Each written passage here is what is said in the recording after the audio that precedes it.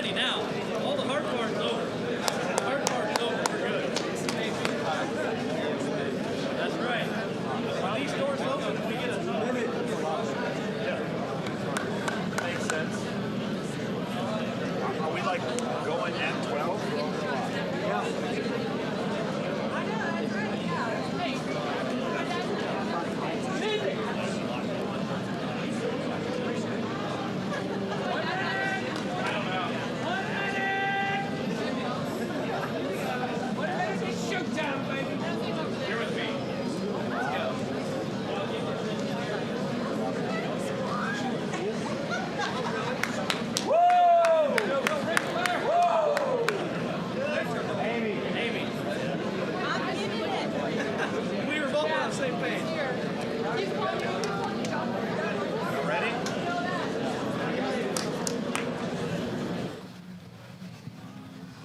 Good afternoon, ladies and gentlemen. It is 12 o'clock in downtown Memphis. I am joined by this weekend's host, Matt Harrison, and I, live on YouTube, live at the show, live wherever everywhere. we can go. We are so excited that the doors are going to open here in just a few seconds at DUX, downtown Memphis. And it's about to be nuts. It's about to be crazy. They say that there's about 500 people in line. 500 people on a Friday afternoon, 2 years in the making. I think that's what's the most exciting part 100%. is this has been 2 years in the making, an all hands on deck team. here at DUX Unlimited, and we are so excited to have over 250 vendors with us down here. Yep. I mean, the biggest of the biggest names you got. I mean, Purina sitting right here, Mossy Oak, Tom Beckby, all your big brands that have came. And here we go. We're officially open. And the doors are opening. The doors are opening right now, and we're about to see a rush of people. And we have the Eagle Eye camera watching all the people Here they make their come. wave onto the floors of the Renaissance Convention Center. DUX brought to you this year by Purina Pro Plan, our 2 platinum sponsors, also Dive Bomb and Shin Gear. Thankful for them. But we are in the Duck Den, The Duck Den. restored by Service Master Recovery Management. So thankful for Service Master to be able to make this happen. Absolutely. Also, I mean, we want to thank our podcast producers, Chris, Rachel, and everybody else involved. They did a phenomenal job of setting this up, and we're just so excited. I mean, you've got, like I said, some of the biggest name brands here. You also have some big names here. Absolutely. That are attending the show, that are coming through the weekend, that's going to be hopping on the podcast, coming in and out. I mean, you can't ask for a bigger weekend for the water fountain industry. This is huge. And people outside the water fountain industry. Before the doors opened, Bethany Hildebrand was in here. She's the president of the Chamber of Commerce in Stuttgart, which is responsible for the World Championship Calling Contest. We have that regional tomorrow. Yeah, that's huge. We're going to go to that show. But I think doors opened at noon today. We're open till 6 tonight? 5? 4. 4. Ain't No. it 12 to 4, 12 to 6. What? Hey, what time are we open till today? 6. You I were was right. On the 12 first to one, 6, and then 9 to 5, 9 to 4. 9 to 6, 9 to 4. We'll get it right. We'll get it right by Just the end of the come, weekend. just Come on. We'll let you in. Just tell them to find Matt or Jimbo. We'll let you in. But the doors have officially opened downtown, and I think this afternoon we're going to hit the seminar stage. Seminar. We See what's got going around. all kinds of. We've got our conservation booth set up. We've got. We have Purina that's going to be doing seminars right across from us here. We've got Dr. Mike Brazier, as well as many others that's going to be doing seminars as far as conservation goes. So there's going to be a lot of education coming your way as well. Got his first punch. He got his first. Somebody came in, got their punch on their card. Oh. Check the booth. Yeah, let me see that thing. Yeah, give us a rundown. I almost Jimbo, got of up what and I was scared I was going to get jerked back. But give us a rundown of what people can do during the show. Man, well, our conservation team has an awesome new thing they're offering. If you come by our DU conservation booth, you can get a punch card. Swing by all the DU booths, DU Sportsman's Bash booth, DU Conserve, DU Store, and the Duck Den, and get a punch on it, and you can be entered to win a really cool prize this weekend. We have the Mossy Oak stage back here, which is where our conservation team and a lot of our partners, I know the guys from Higdon will be out there with Justin Martin, one of the duck commanders, and I think a few others will be with him on stage just talking about duck hunting. Bo Brooks, if you've never heard Bo Brooks blow a duck call, do Turkey anything. call, elk call. Anything that has to do calling an animal, he can do it, and it's amazing to have him. So we're really excited about them. And there's the seminar stage, but mainly is what we have tomorrow. I'm really excited about. We have the Arkansas Regional Calling Contest that qualifies you for the World's Thanksgiving weekend in Stuttgart. But then after that, we'll just take a majority of the day. We have the World Cut Down Calling Championship. And tell the listeners where that's going to be held. I think this is the coolest part. Absolutely. So if you followed along at all on our social media, you've seen that Mr. Matt, as people formerly... Big Hat Matt. We were in the auditorium shooting a fun video to show the magnitude of that building. It was made for concerts. It was made for huge comedians. It was made for pageants. It was made for that. But this weekend, we're turning into a calling contest stage and auditorium. Awesome. And Mr. Jimbo Wanquist will be here. And he's hosting. He's big in the cut down world, and he's hosting that calling contest. War Eagle Boats donated a Gladiator 1750 for the winner, and also some of our partners chipped in a $7,500 cash prize as well. So that's really exciting for the winner of the World Cut Down. But the theater, where it all kind of came together, was about 2 weeks ago. Mr. Jimbo came down, and he walked out on that stage and he let her rip on his cut down, and he just stopped, paused for a second, and was like, wow. I mean, the acoustics in there was awesome. And so I think that people are going to love that part, because when you go hear it, it's not going to be that deafening sound that you can hear when you go to bed at night. And so that's really exciting. But what about some of the guests you have lined up for Yeah, this we've got weekend? some awesome people that's going to be joining in on the podcast live. We have Sydney Wells along with her dad, Tim Wells. We have Seth Dortch. We have a bunch of cool people that's going to be stopping by, spending some time here, talking about wetlands conservation, what DUX Unlimited means to them, and just how much fun we're having this weekend. Like, I mean, it's going to be a jam-packed weekend, full of fun, full of vendors, full of goods, full of just all-around fun. I think it's going to be $15 at the door. Yep. 12 and under $15. kids are free. Yep. And everybody that comes in, Is entered. do not pass up the opportunity to fill out a ticket. Yep. We have a door prize. We have a Polaris waterfowl edition. Yep. And we have a Shin Gear collection, outfits, Yep. waders, everything that they have for a weekend at hunting camp or turkey camp out front. So when you walk in, you can hit the first doors if you want, go to the second Yep. doors and pass by the massive tumbler out there before. And we tickets. also want to thank so much all of our volunteers. They have got here on what, Monday or Tuesday? Monday. Been here since Monday, setting up from the loading dock to in here on the floor to outside. They have made this happen. And that's one of the things that them. we've heard from the vendors is when they arrived on the dock, the smoothness, the efficiency of that team. Ed and Tammy Kircher. Tammy is our Senior Advisory Vice President for Event Management, very high-ranking volunteer, dedicated volunteer, passionate volunteer for DU, and her and her husband kind of led the show. There goes our CEO, Mr. Adam, dancing down the Look at halls. it. He's He's so excited. excited. Adam has been so thrilled about this, Yep. but Miss Tammy and Ned, they have really just honed in on making your first impression of the DUX Yep. this year a great time. Yep. They've done a great job. People loaded, as they unloaded, our team grabbed their stuff, took it to their booth for them. Just didn't want that first impression to be, I got to lug it all the way across this building. And I heard the Rolling Thunder guys earlier say, I wish it was like always this easy. Yeah. And that starts, like you said, from those receiving. Mr. Cam Williams, everybody. Give him a round of applause. Probably the person that probably has the youngest baby at home. 2 weeks old?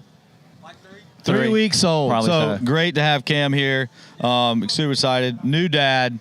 And That's awesome. love having Cam in the house Yeah. with us. But it's yes, that first impression from everybody was awesome. It's huge. It's Yep. huge. And we And couldn't do so, it without them. You know, I don't go to a ton of shows in my role, but I used to. And but I know from setting this one up, one of the things we heard is that getting it to your booth is a big deal. But then having to build it all Oh, yeah. is even bigger deal. So all we wanted them to focus on was building their booth, making it look the best they could, and not have to worry about there's getting it here. some sweet-looking booths. Oh, I've gotten to walk the floor early this morning. I need mean, a couple of these people to come by my house. I got a few jobs I need them to help me with because they got stuff that looks better than No doubt. what I got at the house. No doubt. We're super excited. Well, we just wanted to kick off this weekend's DUX, kind of letting you know what's happened. Follow along at duckexpo.com.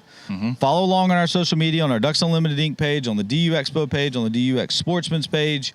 Follow those things to see what's going to happen. Yep. And most of all, follow us this weekend on the YouTube channel. Absolutely. Link is on our Instagram. Link is on probably the website. If it's not, it's get it definitely there. on our social. We'll try to get it there. But we are so excited for everything that's coming this weekend. And if you need us, find one of us. Find Matt, find myself, find any of the podcast team or the Marcoms team or event fundraising team. All of our regional directors are going to be here. Find us. Let us know how we can make your experience the best in Memphis 2025 DUX. Let's get it. Let's get it.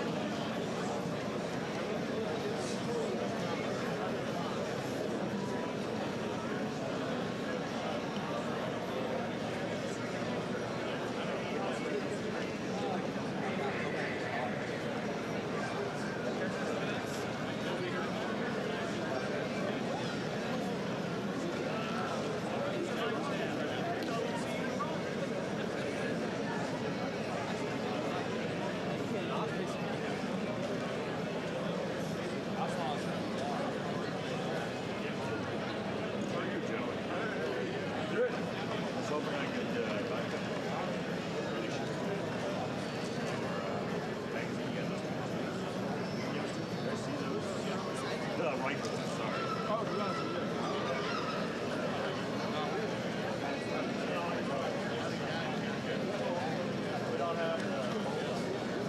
Okay.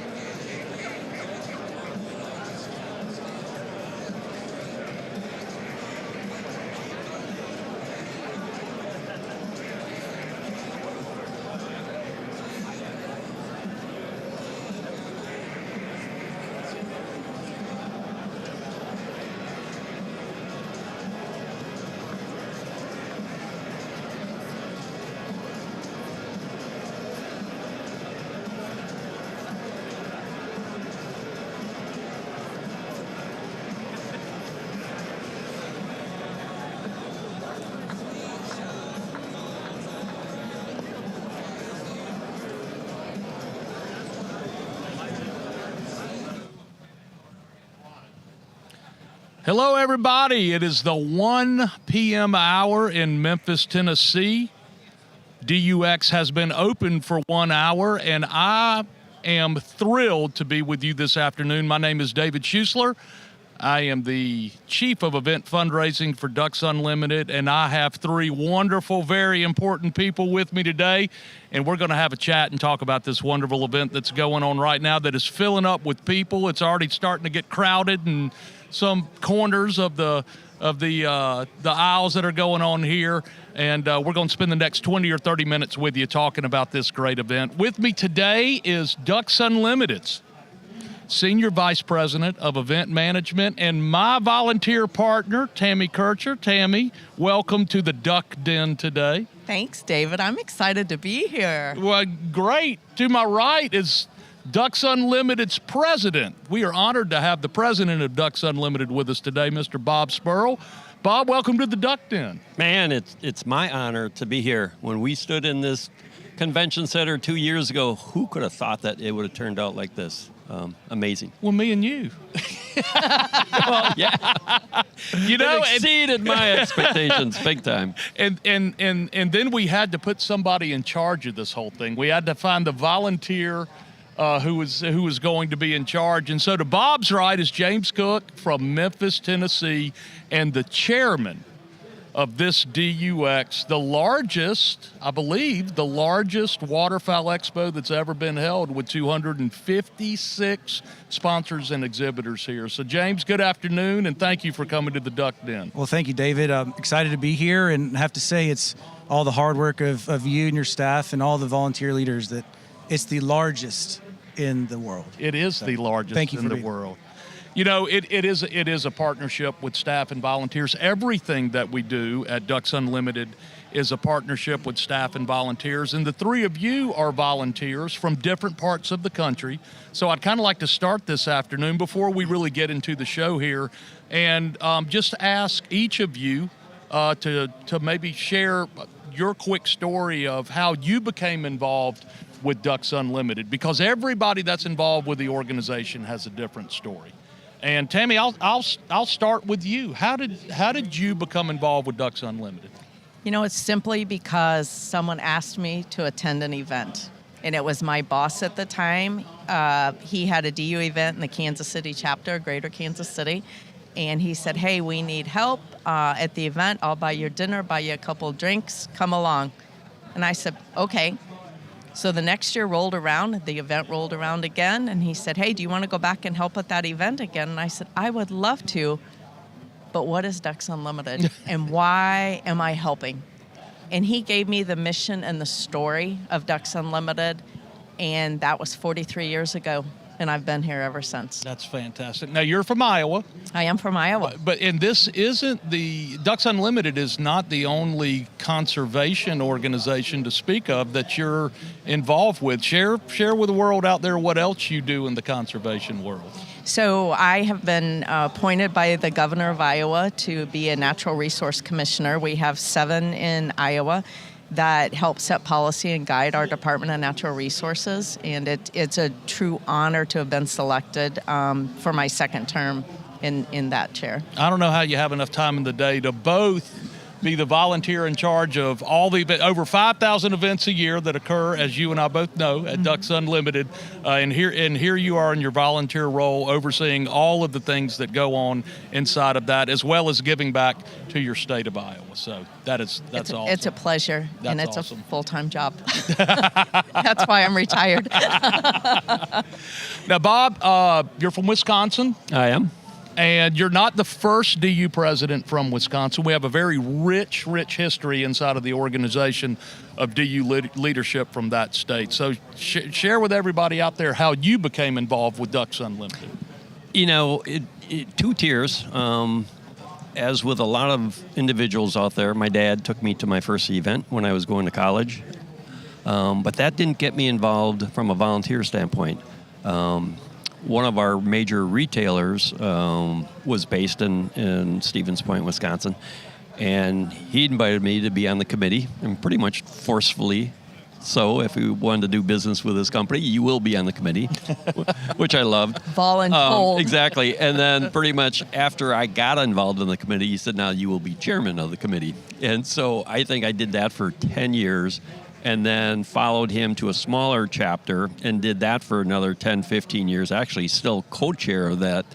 But it was, business reasons for first, but it was following a passion of conservation.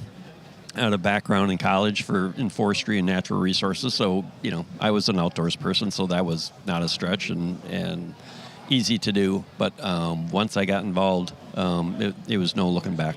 That's great. Now, follow-up question.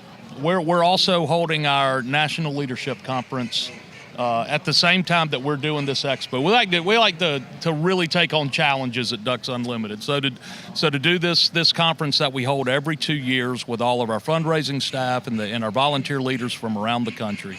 And this morning from that conference stage, Adam Putnam, our CEO, announced that in the fiscal year that just ended, we conserved 1.2 million acres of habitat, which is just an astronomical number for any organization, and it's really out of the ordinary for DUX Unlimited. It's the second year in a row that we've conserved over 1 million acres. So as the president of this organization, what does that feel like to be sitting there knowing that as the top dog, the top volunteer in the organization, somebody that receives no reimbursement to fly all over this country and go to all the events that you go to and the board meetings, what does that feel like to hear that number 1.2 million acres? Well, to put it in perspective, we're nearing our 90th year anniversary. It took, I think, 40 years to conserve the first 2 million acres. We just did over 2 million acres back-to-back years. And that's incredible. And obviously no one's naive enough to think that one individual is responsible for that by any stretch. But it's a complete honor to be part of that, to know that you're part of that history. That it's been a rocket ship the last few years, whether it's been on the event system, revenue stream, acres on the ground, and these are the good days of DUX Unlimited. It really are. They really are. I try to tell my staff, especially the young staff, at every chance that I get, to understand that we are in the heyday of this organization, at least for the history, and we've been very successful for a long time. But what we're doing right now with the revenue that we're generating and then taking that revenue, putting it towards our mission, I think 20 years from now, 30 years from now, they're going to, when DU does the next book, they're going to write chapters about what's going on right now with the organization. Absolutely, because it's grown exponentially. It wasn't too long that we were a $200 million company. It wasn't too long, prior to that we were in the red. So it's been leaps and bounds, and obviously there's a lot of reasons for that. But the big thing is we diversified our revenue streams, and so we aren't exposed to back in the 70s when we were primarily an event-driven organization, and that's where all of our income came from. And we saw during COVID, if that was your only bucket to draw from, it could have been devastating.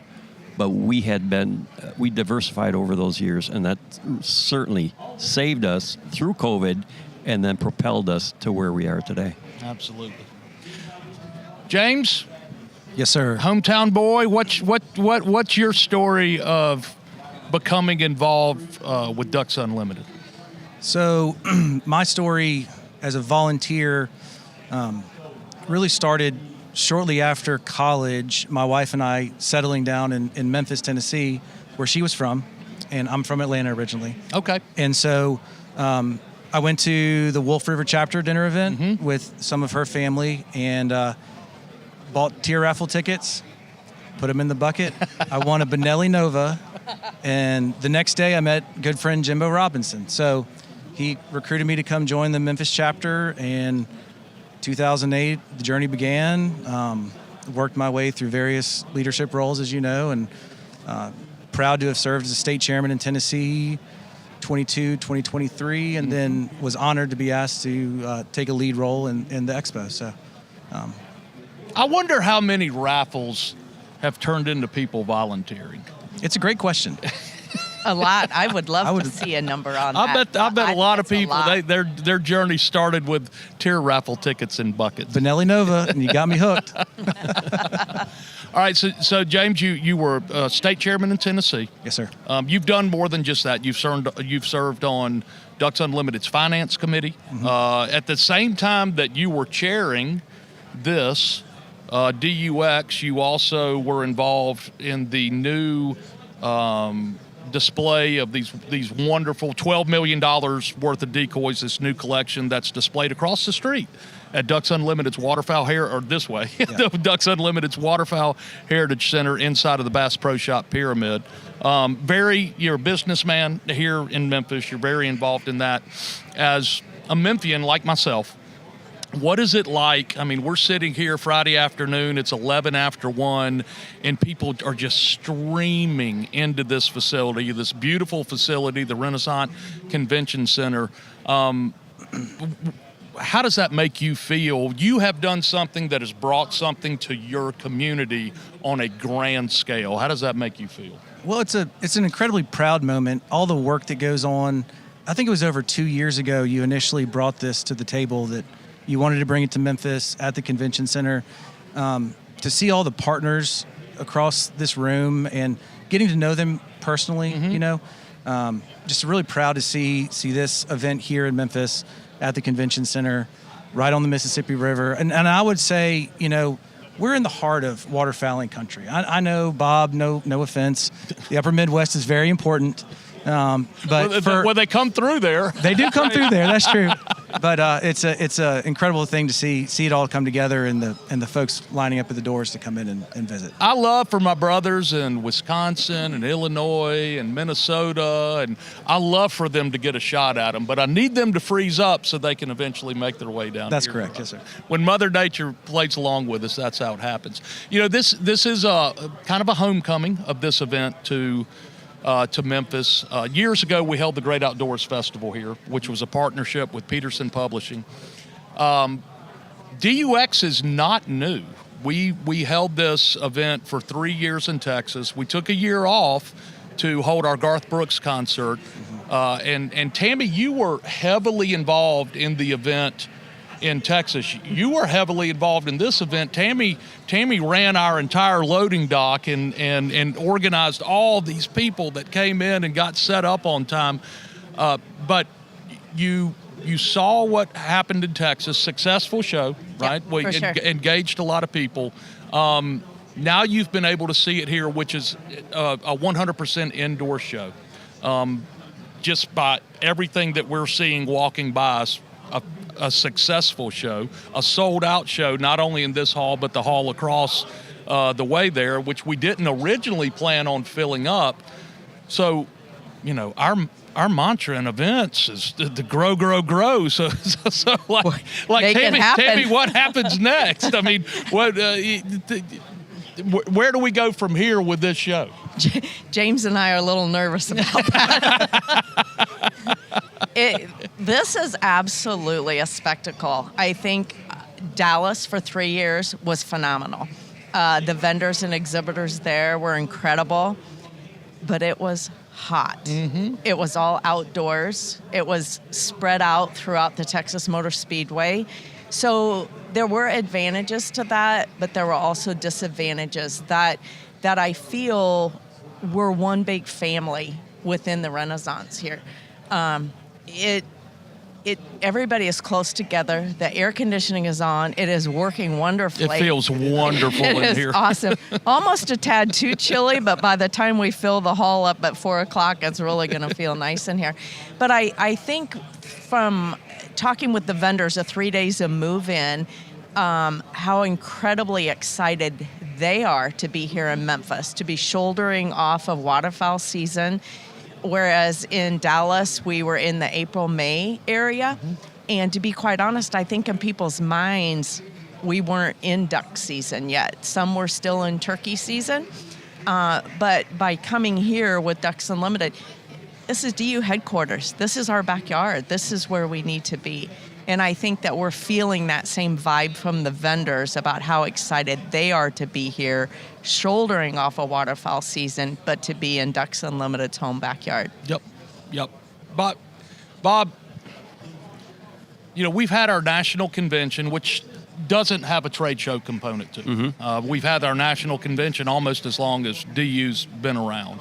But if you look at some of the things that have happened here recently, our Garth Brooks concert in Vegas back in February, 4,000 people, probably the biggest DU event ever under one roof.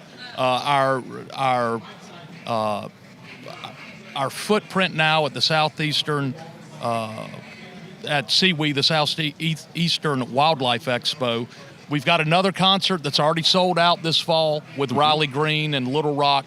DU's the beneficiary of that. We're starting to see these larger events. Now we have this one.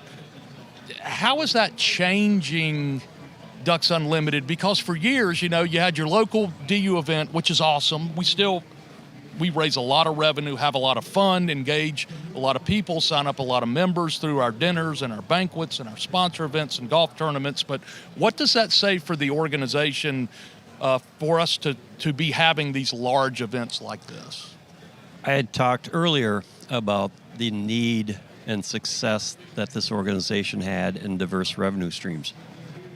And that goes along the same parallels as volunteers. We need a diverse volunteer stream so we aren't pegged as an organization that just caters to the hunters, because we do so much great conservation work. And hunters brought us to the dance, and they will carry us in forever. But by the same token, we have a lot of people that want to jump on that wagon, that are conservationists, that are policy advocates, that believe in sustainability. And so we have such a great, diverse group that we can reach at these concerts, at these different venues, that will make this organization strong and live into the next 100 years. Because the more people that understand how much conservation we do day in and day out, I don't care if they pick up a gun or not. They're going to believe in our mission, and if we give them opportunity to hunt and get out in the field, so much the better. But that's the strength of our organization. We aren't leaving our mission, not by any stretch. We're just having more people jump in the boat, jump on that wagon, that understand conservation and the need for conservation across North America. Amen to that.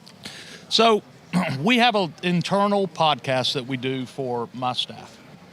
And when you come on that podcast, you have to answer a series of rapid questions. Okay? So I prepared some for today. I'm going to ask each of you, if I can find the correct notes, I'm going to ask each of you your answer to the following questions. And we're going to start with you, Bob. Ready? Yep. All right, so you've got to choose between two brands of mossy oak camo that's our camo, the official camo of DU. You choosing Blades or Bottomland? I've been a Bottomland boy for over 30 years. All right. This one's going to get me in real trouble with our chief communications officer, the brand expert. Duck head logo or shield logo? Depends if I'm hunting. If I'm hunting, it's that duck head logo. If I'm out talking about the brand, it's without a doubt the shield. Okay. All right. Very good. Single read or double read call? I'm not good enough to blow either, so I got to stick with a single. All right. You got to choose one of the Bs. Is it Benelli, Browning, or Beretta? Browning Maxus. Okay. Browning Maxus. I like it. Neoprene or breathable waders? It used to be neoprene. It's breathable, baby. I figured with all that ice up there, you'd go neoprene on that one. Yeah. When you're slogging through muck and everything else, you have no problem of keeping warm. Okay. This one, because we didn't talk about what your career was for quite a while. Bush Light or Miller Light? I go with Miller High Life. Yes. Now tell Miller High Life. Now tell everybody why you would choose Miller High Life. So I've actually been a Miller distributor for my entire career between that and working for Miller. So obviously I have allegiance. But I'll tell you what, I was always jealous of Budweiser because they outshined us in the conservation world. And that, as a Miller guy, that was extremely frustrating. But kudos to the Bush family because they get it. We don't, unfortunately, and they do a phenomenal job with ducks.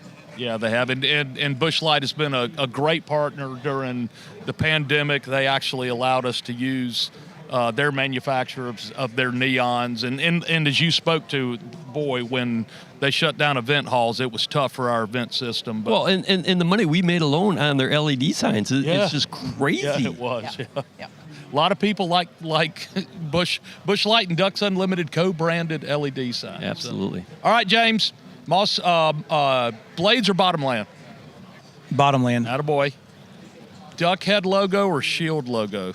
So I love the Shield logo. I'm going to have to go Shield. Yes. Single read or double read? Double read. Okay.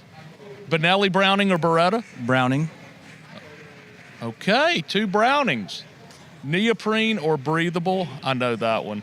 Breathable. Breathable, of course. Right. Now, are the shin waders, are they breathable? Yeah. Truly breathable?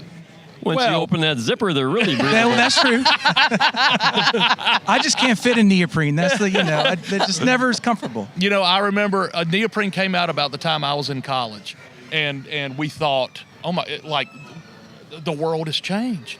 I mean, this is great. How in the world could you ever create a better wader than these? And you could even float them. They had a little bit of a safety factor to them, right? You didn't sink in them. Well, we didn't realize that there would be something that some people consider advanced technology there, especially those of us that hunt farther south. Bush Light or Miller Light? Careful, your boss is on your left. Oh, you save. I do really enjoy a champagne of beer, so I'm going to go Miller High Life as well. Miller High Life is a good It's a beer. It's good, and the little good pony beer. ones. Ooh-wee. Stay cold when you're fishing. When you're fishing, they're called breakfast beers. Perfect. Yes.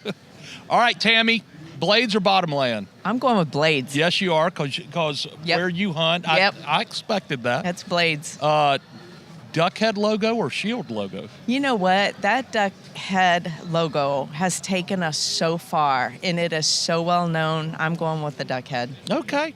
Single read or double read? What is that? Well, Just joking. No, Ed's going to answer. Hey, Ed, single read or double read call? Single read. Okay, Ed answered for you on that one. He told me to stay single. I could see him mouthing it over there. Benelli Browning or Beretta? I'm a Beretta girl. Okay. All right. Well, so there's an even one here. I shoot a Montefeltro. So there. Now There you all go. There you go. we've covered We're all all the covered. B's. Neoprene or breathable? Well, I'm going to say breathable. I just want a set that doesn't leak. So, And Bush Light or Miller Light? Come on, Tammy. you know what? I'm going to tell you, the water of Iowa is a Bush latte. It is Bush Light all the way, baby. All right, they're pointing at me. They're telling me it's time for us to get off. We got folks waiting. All right, now we get to go to the show. Where are you going first? I'm headed to Purina. I watched them come in and set They're up the last stacking 3 up days. over there. And I am headed to Purina first. They are stacking up over there. Bob? You know, I have a Polaris 6-wheeler, but I've always wanted a side-by-side, so I'm going to go try to win one. That's right. Free. That's right. Every entry, $15 entry to come into this show. Everybody who comes in gets to enter their name into the Polaris drawing.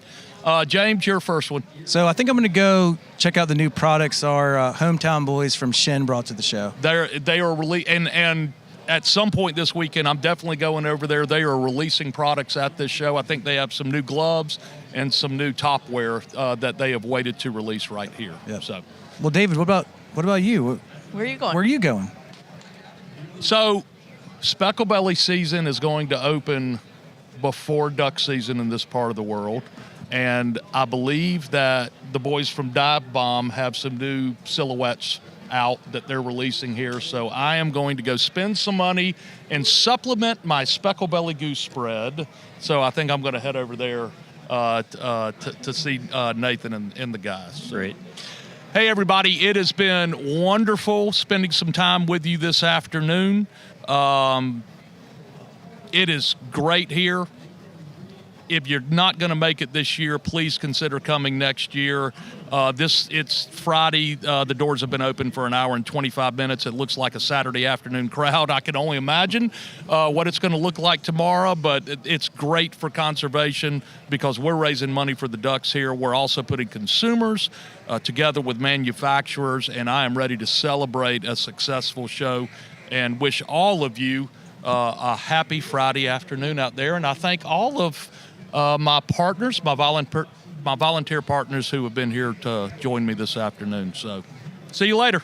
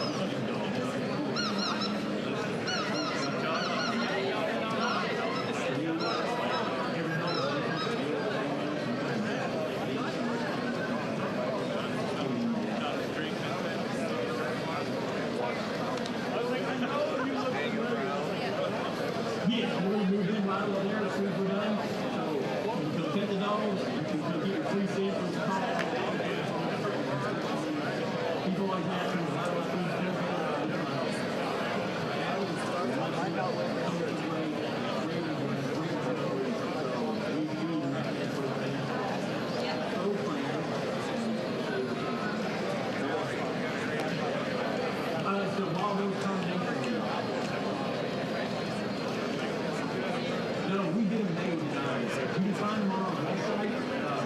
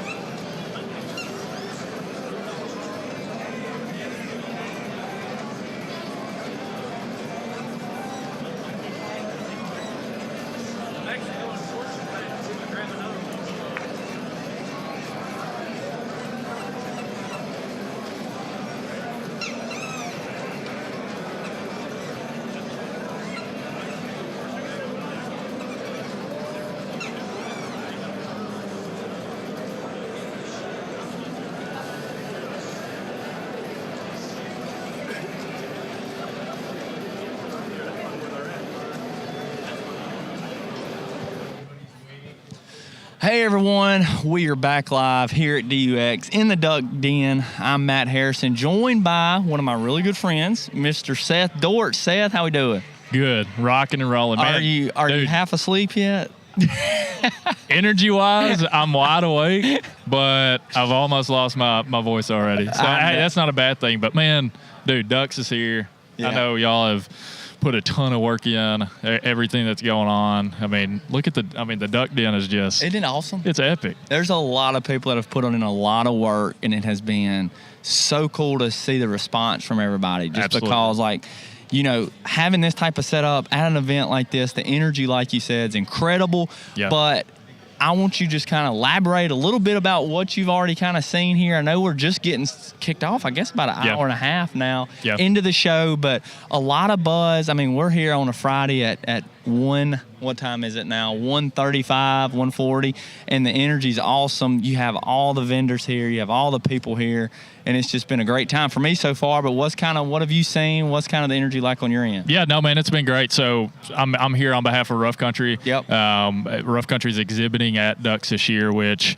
I'm fired up for many, many different reasons and dynamics. And man, these are Rough Country people. Man, hunt, fish, conservation. I mean, that's with Rough Country being from Northwest Tennessee. I mean, that's. Yep. I mean, not only our employees and the people that work for us, but kind of our background and roots. Like that's the heart of this region. No doubt. But yeah, man, DUX has been awesome. I mean, just talking to a lot of people, which, man, for our dynamic, I mean, this is kind of all I've ever grown up in. Yeah. I think it was 2005 when the first DUX Unlimited Expo was. So I was 10 years old, and I can remember coming to that with my dad, and seeing all the people that I look up to, and the brands, it's like, oh, just that wow factor.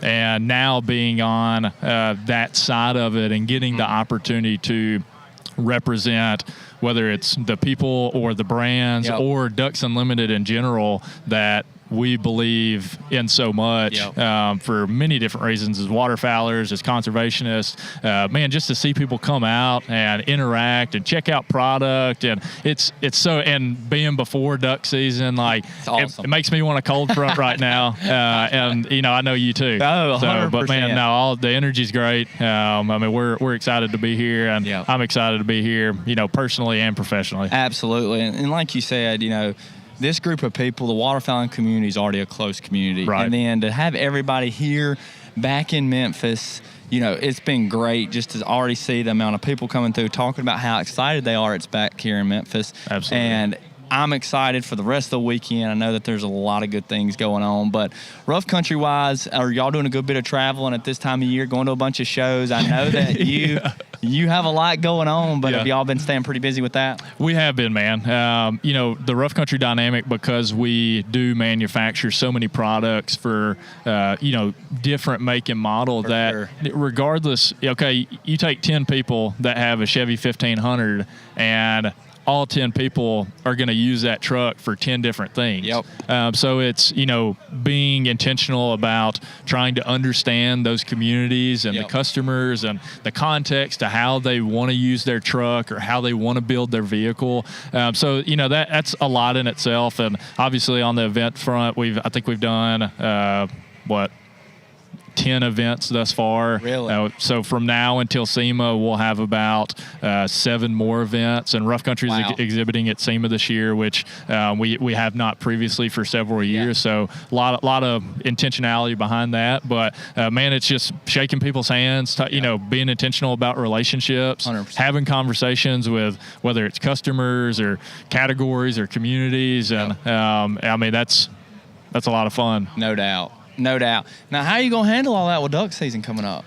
The good thing is, once we get done with SEMA, it's kind of like, hunting season becomes priority then.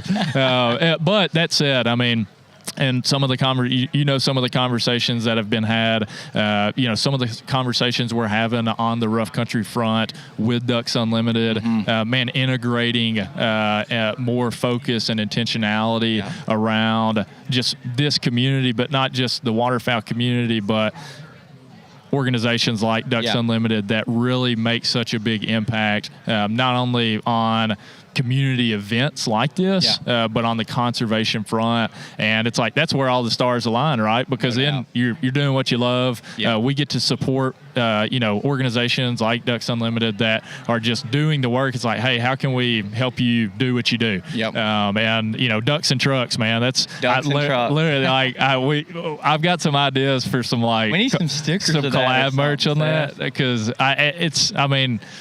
for everything that we do, like it's ducks and trucks just go together. Man, Rough Country knows that, and we're going to do something about it. Now, talk a little bit about where y'all's booth is. If people who are not here yet, maybe coming tomorrow, where's y'all's booth? What can they kind of expect and see? Because I walked over there, and is that your truck? Yeah. So it is fine. Man, it's I love that truck. It's to your question, booth 765, just right around the corner here. That is my Toyota Tacoma. Even though it's mine, I tell people it's Rough Country is because, man, the amount of our research and development shop, our technicians that have helped build that truck, the product we test with it. Like, I think when we move beyond our work in the standpoint of it's not just our work, but it's a representation of everybody that helps make that work possible, it becomes everybody's product. And that truck in itself, I mean, this is a really humbling dynamic to bring it to DUX. That's just awesome. Because, I started in the off-road, outdoors off-road world more from the hunting space, and that truck in itself came more from that angle. And so it's cool to have it here. We've got a lot of new products on it, a lot of products we've had out for a while, new bed cap system that we're developing for many different make and model, Chevy included. I know that's going to be a big big one for some ideas moving down the road. And so, man, we're just excited about that. And, I'm excited and several people on the rough country front about just supporting the hunting community and really being that kind of people's brand that, it's way beyond a transaction. It's knowing that relationships make the world go round, and just making sure we do that consistently. No doubt. Well, if you're here, make sure you swing by the Rough Country booth. You'll get to meet Seth. You'll get to see his awesome truck that I absolutely love. So if you're here, swing by. If you're not, you can continue to watch our DUX Duck Den lives here on this YouTube link. But thank you so much for taking time out of your busy day. I know you're super busy. Man, that's it. So come over here. Watch the Duck Den, because this is awesome. Huge props to the production team over here awesome. that are grinding and putting in work. And man, thanks to Ducks Unlimited for putting together an event like this. Absolutely. Being right here in Memphis, Tennessee, us being a Tennessee-based company. We were born in California, but we're raised in Tennessee, and it's exciting to see this going on in our backyard. And it's like, man, we're here for it. We're down it. Well, Seth, thank you so much, and hope you have a great rest of the show. Thanks, man.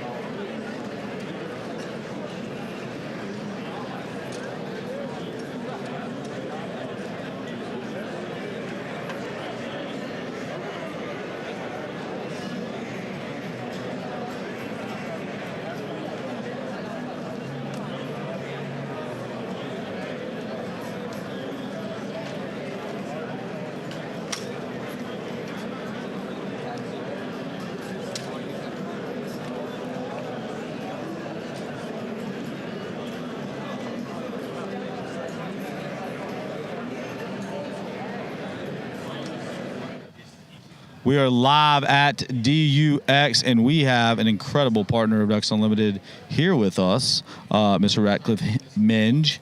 And Ratcliffe, we are so excited to have you guys here with us at DUX, but also in the Duck Den. Man, I'm excited to be here too. I think that there was a line of a couple hundred people when the show opened at noon, and I'm just amazed at the amount of people who are walking through here right now. That's what everybody keeps saying. It's 1:48, so we've been open an hour and 48 minutes, and the crowd it's definitely... It's picking up by the hour, too. So we are going to get to... we've had a double launch also almost in the last 3 days. We're going to get to that in a little bit, but tell us a little bit of history about Tom Beckby. Yeah, so Tom Beckby is a company that I started with my wife back in 2015. Matt and I have talked about this, previously when I was on the podcast.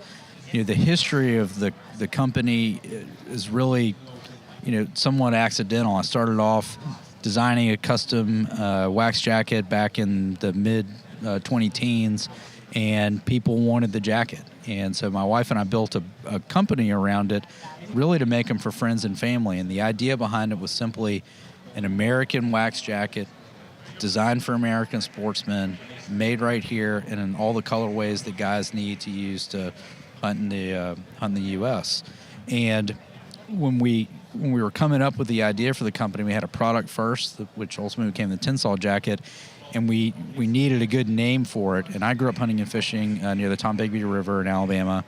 My wife is from Alabama, and we poured over old maps looking for a good name, and realized that place that was special to us in a special part of the country, the original name for it was the Tom Beckby River. And so we just borrowed the old French name for the river and turned it into a fictional person, Tom Beckby. And so Tom's been with us for 10 years in 2 weeks. All right, so has anybody given you a Tom Beckby? You hang out with some pranksters now. Is there a Tom Beckby mannequin? There's a Tom mannequin. A lot of blame gets assigned to Tom if anything goes wrong. It's generally his fault. But it's a fun part of the business because I've had this experience. A lot of people come by the booth and say, "I'd like, is Tom here? I'd love to meet him." I'm a huge fan of the brand. Been a big fan of the brand since Tom started it way back when. And we used to joke that he was first cousins with Peter Millar. That's golden. You should have. So we've got something really cool here on videos. Most people can probably see. It is a Tom Beckby DU line brand, and I want every single product that you released of this, if that says anything about the product. But how did this come about? How did you get introduced to Ducks Unlimited? How did this line first initially start? Well, the connection with DU. Ducks Unlimited certainly needed no introduction to me. In the hunting community and the outdoor community, if you're interested in conservation, Ducks Unlimited is really the gold standard for actively, engaging in conservation. I think what's amazing about Ducks Unlimited is that it's a volunteer-led organization. Obviously, there's a great staff here in Memphis that helps support the effort of those individual volunteers, but it's a grassroots organization, and I think that's an amazing thing. I think that the work that Ducks Unlimited does, to improve the wetlands, being led by sportsmen, is a natural, affinity. There's a natural connection between what we're interested in Tom Beckby, and we've got so many great waterfowling customers that to me it's just sort of a natural, partnership. Both, Tom Beckby's obviously much younger than DU, but there's such a rich history with Ducks Unlimited and waterfowling in general, and something that I'm personally interested in. Yep. We're interested in as a brand, and that's what we try to do with the product line is, think about true heirloom quality stuff that'll be around, for generations. It's funny to hear him use now that he's told me the story, and he's like, Tom Beckby's younger than, I could just see a younger guy hanging out. It's interesting. So you talked about kind of culture. What about the culture of Ducks Unlimited and those different aspects? And I understand the heirloom, but has some of what DU does and the culture means around here gone into some of the products that you've made? 100%. I mean, first and foremost, we've worked with staff at DU with the development of the product. So the core piece of the collaboration is the men's and women's steward jacket, and the name of the jacket itself, steward of the land, steward of the environment, was important for us. It was important for us to do something to recognize how many, not just men or volunteers and staffers at DU, to do something for women too. So one of the most important things that we did was make just a great classic waterfowling jacket. It's the exact same jacket for men as it is for women, and they're both just like true, fowling pieces. And then y'all got your own color. Everything comes in the collaboration in wetlands green, and which is unique for the DU collaboration. You can only get that color in these products. And then it allowed us to experiment a little bit. We didn't just do bags, we didn't just do jackets. We got a great shirt collection too. Very good. So we brought back some classic moleskin shirts. Just the kind of stuff that you that you want to wear, today, tomorrow, and forever. But I think the other thing too is recognizing, DU is a North America-based conservation organization, U.S., Canada, Mexico. It was important for us that the steward jacket be made here in the U.S. too. So, I think that the through line from DU is all over these products, and how we've gone into designing them and manufacturing them, and then ultimately bringing them to market. Yeah. Well, here's a couple of products here. Give us a little rundown. Yep. These are awesome. Like, I'm obsessed with this bag. So that's our classic field bag. So this is like our big, what we call our big heavy bag for a guy who carries a lot of gear and loves his stuff organized. There's a ton of internal organization there. That bag can carry a lot of weight, and it's just a classic, wax canvas shell. It's got a waterproof nylon liner on the inside, and just loaded with pockets and clips and all kinds of stuff. And then you guys are over here is our all new timber bag. So this is sort of the opposite of that bag. This is simple. Dump a few things in, hanging on a tree, thermos, calls, not a ton of stuff. So this is a different guy. Yeah. Who carries, That's me. Yep. This is a little bit more me too. Well, then You tote the house. over there is me. And then of course the backpack, which is, a version of this guy who likes to throw it over his shoulder. So Jimbo's the one that has 3 boxes of honey buns, the coffee, the extra call, the T-shirt, pair of socks. You know what Matt doesn't have? What Kids. I just Because in order to, I don't carry all that in for me, but I take my son with me every day. And you're right, I do. In fact, I even have a lunchbox that goes inside of my backpack, Okay. so that I can, you got number one thing when you have kids and you're hunting is you got to keep them happy, and I drew to the backpack. I mean that caught my eye first because of its the universal use, right? The absolute most critical component to your child enjoying the outdoors, snacks. snacks to keep them happy. Yes, And the good thing was, like, waterfowl hunting, you can be as loud as you want to be. that's So the more snacks, the merrier. yeah. So I don't even know how we ended up on. Oh, I know, because you're making fun of me about the guy big carrying all bag. the honey buns in. But I love. First off, I think the Steward, the name of that jacket, It's awesome. It really Fit. hit home with me because at DUX Unlimited, not only do we steward our volunteers, we're stewards of the land, we're stewards of the people, we're stewards of the resources, and it's a word that that just universally fits in everything we do at DUX Unlimited, and I mean. All the credit to you for that name, because it just fits. It's what we do, and I love that, and I love that it's men's and women's, and I talk a lot about that aspect of the family lifestyle and the family brands, and earlier on a podcast we actually talked about how that the market's changing. And how there's husband and wives that are doing it together. Lucky for me, my wife doesn't hunt, or there's no way I could afford it. But as a whole, the industry is changing, and it's men's and women's, and it's a lifestyle. And I love the solid.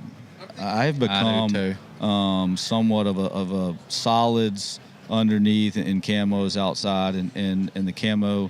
And there was a camo line, Mossy Oak camo line that was launched last year.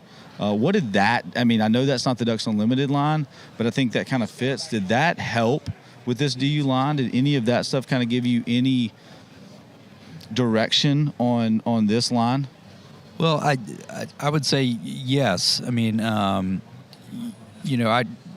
history of Mossy Oak is, is intertwined with the Tom Beckby River, and I think that growing up, Mossy Oak Bottomland was the only camo pattern that there was for me, and it was all that anyone in my family ever wore. And so if we were ever going to put another camo pattern on our gear, it was going to be Mossy Oak Bottomland.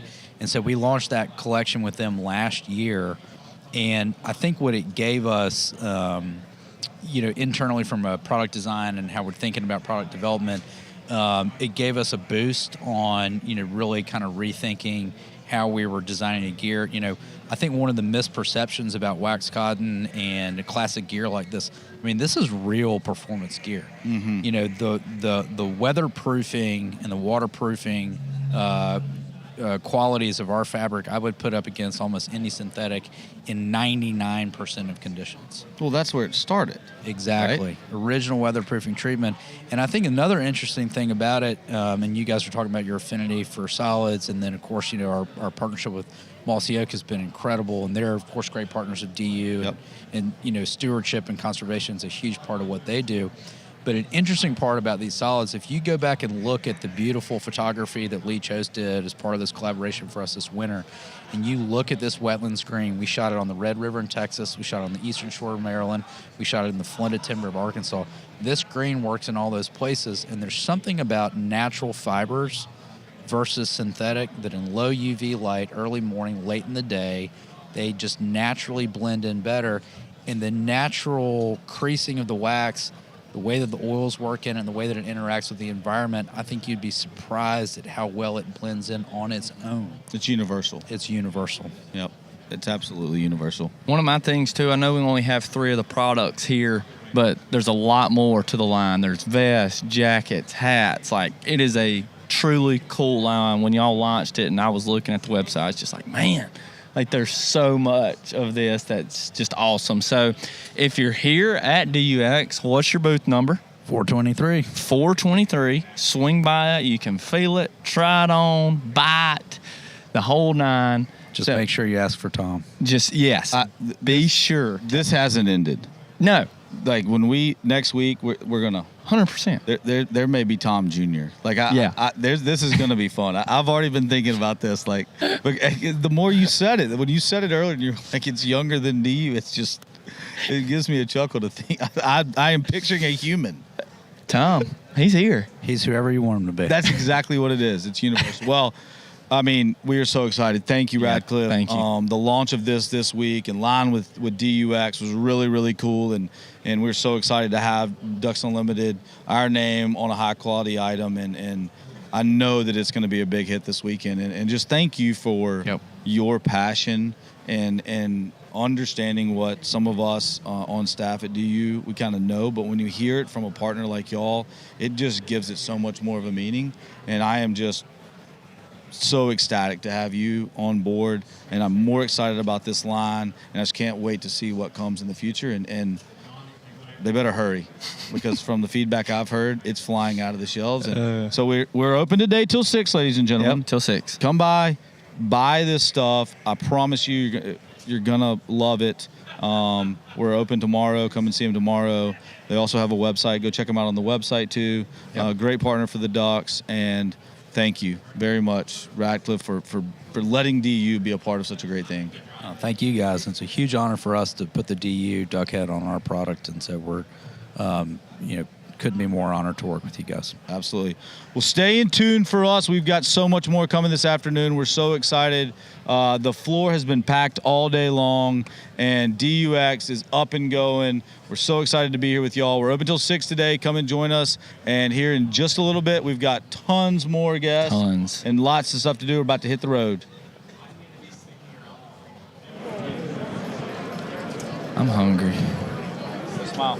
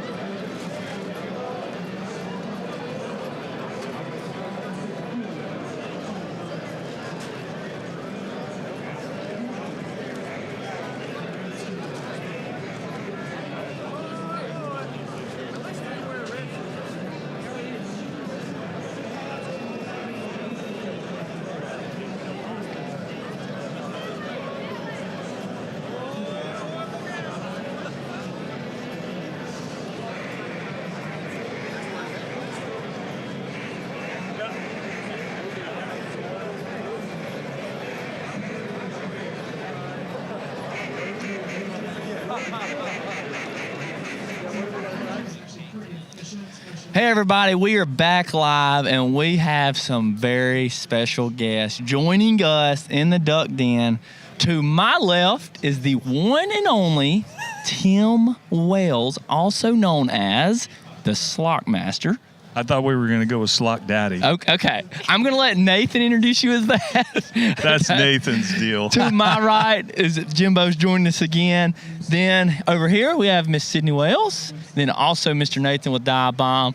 This is going to be an open chat and we're going to have a good time. I'm super excited. The last time we have all been together, us three, was at our former president, Mr. Chuck Smith, chasing some ducks in the Arkansas timber, which was a blast, which is where Mr. Tim met.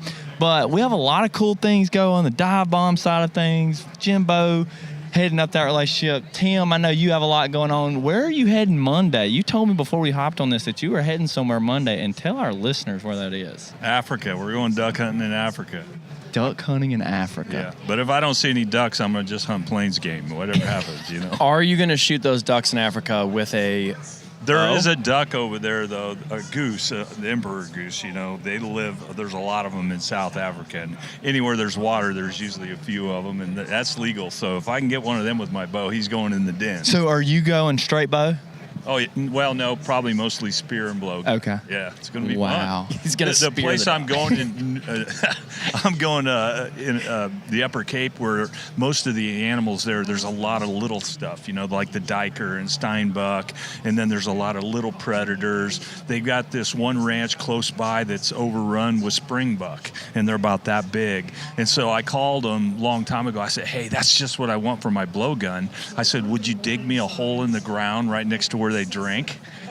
And he said, okay, how far away? And I said, well, like 5 yards. He's like, wait, what? And I'm like, no. And so they did it. And did they really? Yeah, so I'll be underground sniping these babies when they're coming in. So how are you going to have like a little mirror up so you can see, or are you going to have your, like, how are you going to see what's It's a coming? periscope system. You normally like one of those things that have a ship. Yeah, submarine. He's going to be searching with a periscope. Submarine block. Good idea. Oh, this is great. This is great. But no, normally you just lay there and wait. You know, you're just at the mercy of what comes in, because if it comes in left or right, your peripheral vision picks it up, and you just sit there for hours and wait, you know. Wow. And then when they come in, then you stick them. That's crazy. Yeah. Sydney, what do you have going on? I know you have a big day coming up, not too far away, is it? In May. May, which is still coming up. That'll be You here. just got married. I did. I know you have one coming up, but what do you have going on in your world right now? I know you've been super busy and traveling all over. We've been traveling a lot of fishing. I'm excited because it's August now, kicking off hunting season. Some part of the world, the hunting seasons have started. Africa. But Florida, deer season's here. Yeah. August, out west, people are going to start hunting pronghorn. I'm heading to Alaska for the first time with my friends from Browning. I'm very excited about that. Yep. What are you going to be chasing? Ptarmigan, and then we're going to do some fishing. I know it's going to be the end of the salmon run, but hopefully I can fly fish and catch some fish. That's awesome. Wow.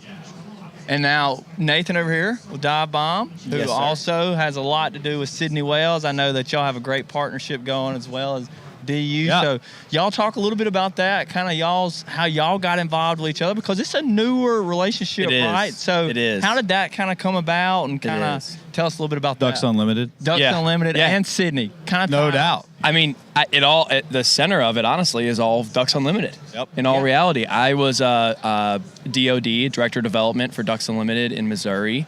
That's how I met Cody Stokes, the founder and owner of Dive Bomb. And he gave me a great opportunity to come over and work on that side of the house for him. So it's been really fun.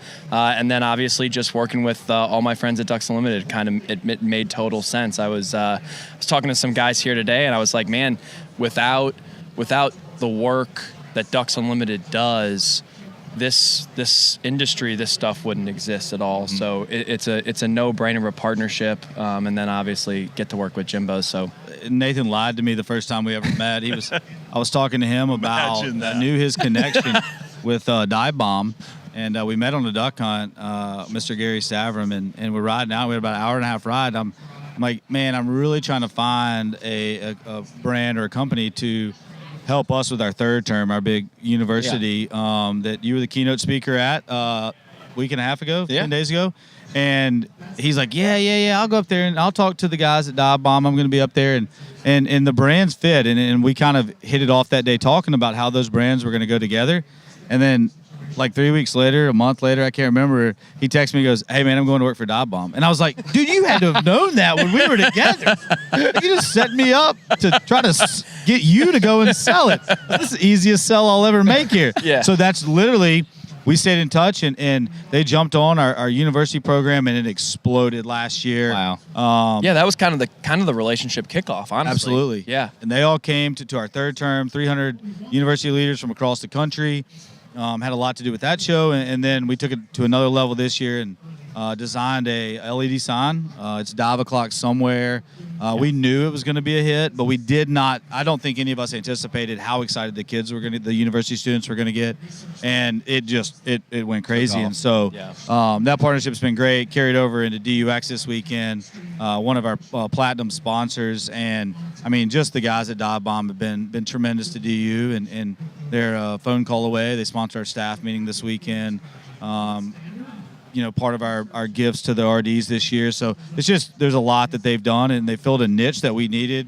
And it's two components, two parts of DUX Unlimited that just went together so well in our university program that's growing, raising $4 million. I mean, everybody used to say they were the future generation. And we call it the generation of now. And it was something that actually Cody Stokes, the owner, said last year. He was like, man, these kids are today's leaders. Yeah. And we're like, yep, you're right. Yeah, so for sure. Yeah, it's been awesome. Yep. So, y'all got any duck hunting plans this year? Any cool trips coming up? I know we've got to host our annual one. We're going on 4 years in a row of hosting the Barstool Ducks Unlimited Duck Hunt. And we've got to talk about that today at some point. But do y'all have any cool plans to chase some ducks outside of Africa? Well, Sydney and I was talking about going to Alberta on the opener in September and shooting them with our bows this time, And we're going to go back to Dive Bomb and get on them mallards, because Sydney cut some video of like they were splashing poop in their face. They were so close. We're going back with our bows, so like that's a must. Yeah. In Missouri, they're in our backyard. They're 2 hours away, so it's great. Yeah. Last year was a phenomenal season for us. We lights out with mallards. So. Sydney and I have a club in Illinois, and so we've got 30 acres of flooded corn, and if it turns cold, it's game on, because we're right up against a 6,000 acre lake, 2,000 acre lake, but it holds a bunch of ducks when it's cold, so that's exciting. So we'll hunt at home. We're going to definitely hunt with the Dive Bomb guys. We're going to do a couple more out of offices like we've done that. Yeah. We did that last year. We brought 2 amateurs. Okay, one fell in with his waders. Oh, that was the best time. Shot his first duck, then fell in. So at least he shot his first duck. But the first day they're not allowed to have shells in the gun. So we're going to be doing a lot of, I'm going to go with Matt Judy into Washington that'd State. be fun. Do some widgeon. Widgeon Whisper. Yeah. You're talking about that teal hunt again. That looked like. Yeah, we went to where did we go? Utah last year. Utah. Yeah. Great Salt Lake. That was probably the coolest experience. Like going in on airboats, the mountains, the scenery, like our whole layout of what we were hunting in. We were in coffin blind, and we got out there, none of us had never done that. And then they start sticking these silhouettes up, and they just tuck you in behind them, and we're like, what are we doing? And you're in this much of water, and it wasn't 5 minutes after we got laid down. There was groups of It was 100, incredible. 200. That whole trip Were those looked like a green dream. wings or Green, blue wings? all green wing teal. Yeah. That's all we shot those couple days. And it was really interesting to see the Great Salt Lake. I mean, it is, in a drought. Yeah. And it was interesting to see what DU's doing for the Great Salt 100%. Lake. For sure. We're from the Midwest. We don't see that kind of stuff. So it was really eye-opening, and it made us really appreciate what we got to experience, because I'm like, man, with all the work DU's doing, we're trying to keep that around, and hopefully our grandkids can see it one day. Yeah, we had Karina Hebert join us to talk about the initiatives around Great Salt Lake and the whole nine, and it's really cool to see the work that DU's putting back in that area. Yeah, Great Salt Lake has become a focus recently. Very much so. And so that's a cool place to go, and a great story to tell. Yep. Right?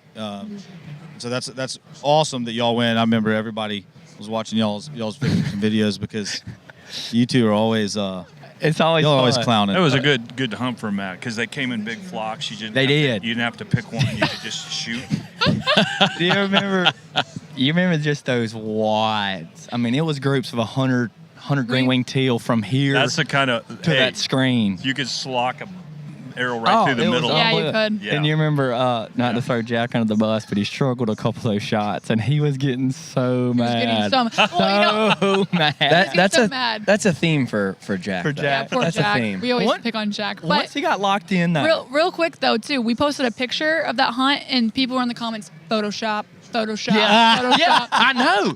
Yeah. What of Jack with a deer, a bucky, a deer, Oh, not White Sox Day. Don't do that. Jack literally is up on these birds. Are you talking about Jack with your cameraman? Yeah. Jack. Yeah, that's what I'm Orlando. saying. If he's holding the duck in the picture, they They might said have it's said it's Photoshopped. Photoshopped. Oh, yeah. She means there's a photo of Sydney, though, like coming up out of her coffin blind, and there's a group of how many ducks? Like 100. It's insane. And it does, like, if you just looked at it, you would say, oh, 100% Photoshopped AI. Like, because you've got, like, the blue skies, It you've was got like the mountains. perfect scenery. But it was, like, you it would have was, shot one with your bow. Oh, 100%.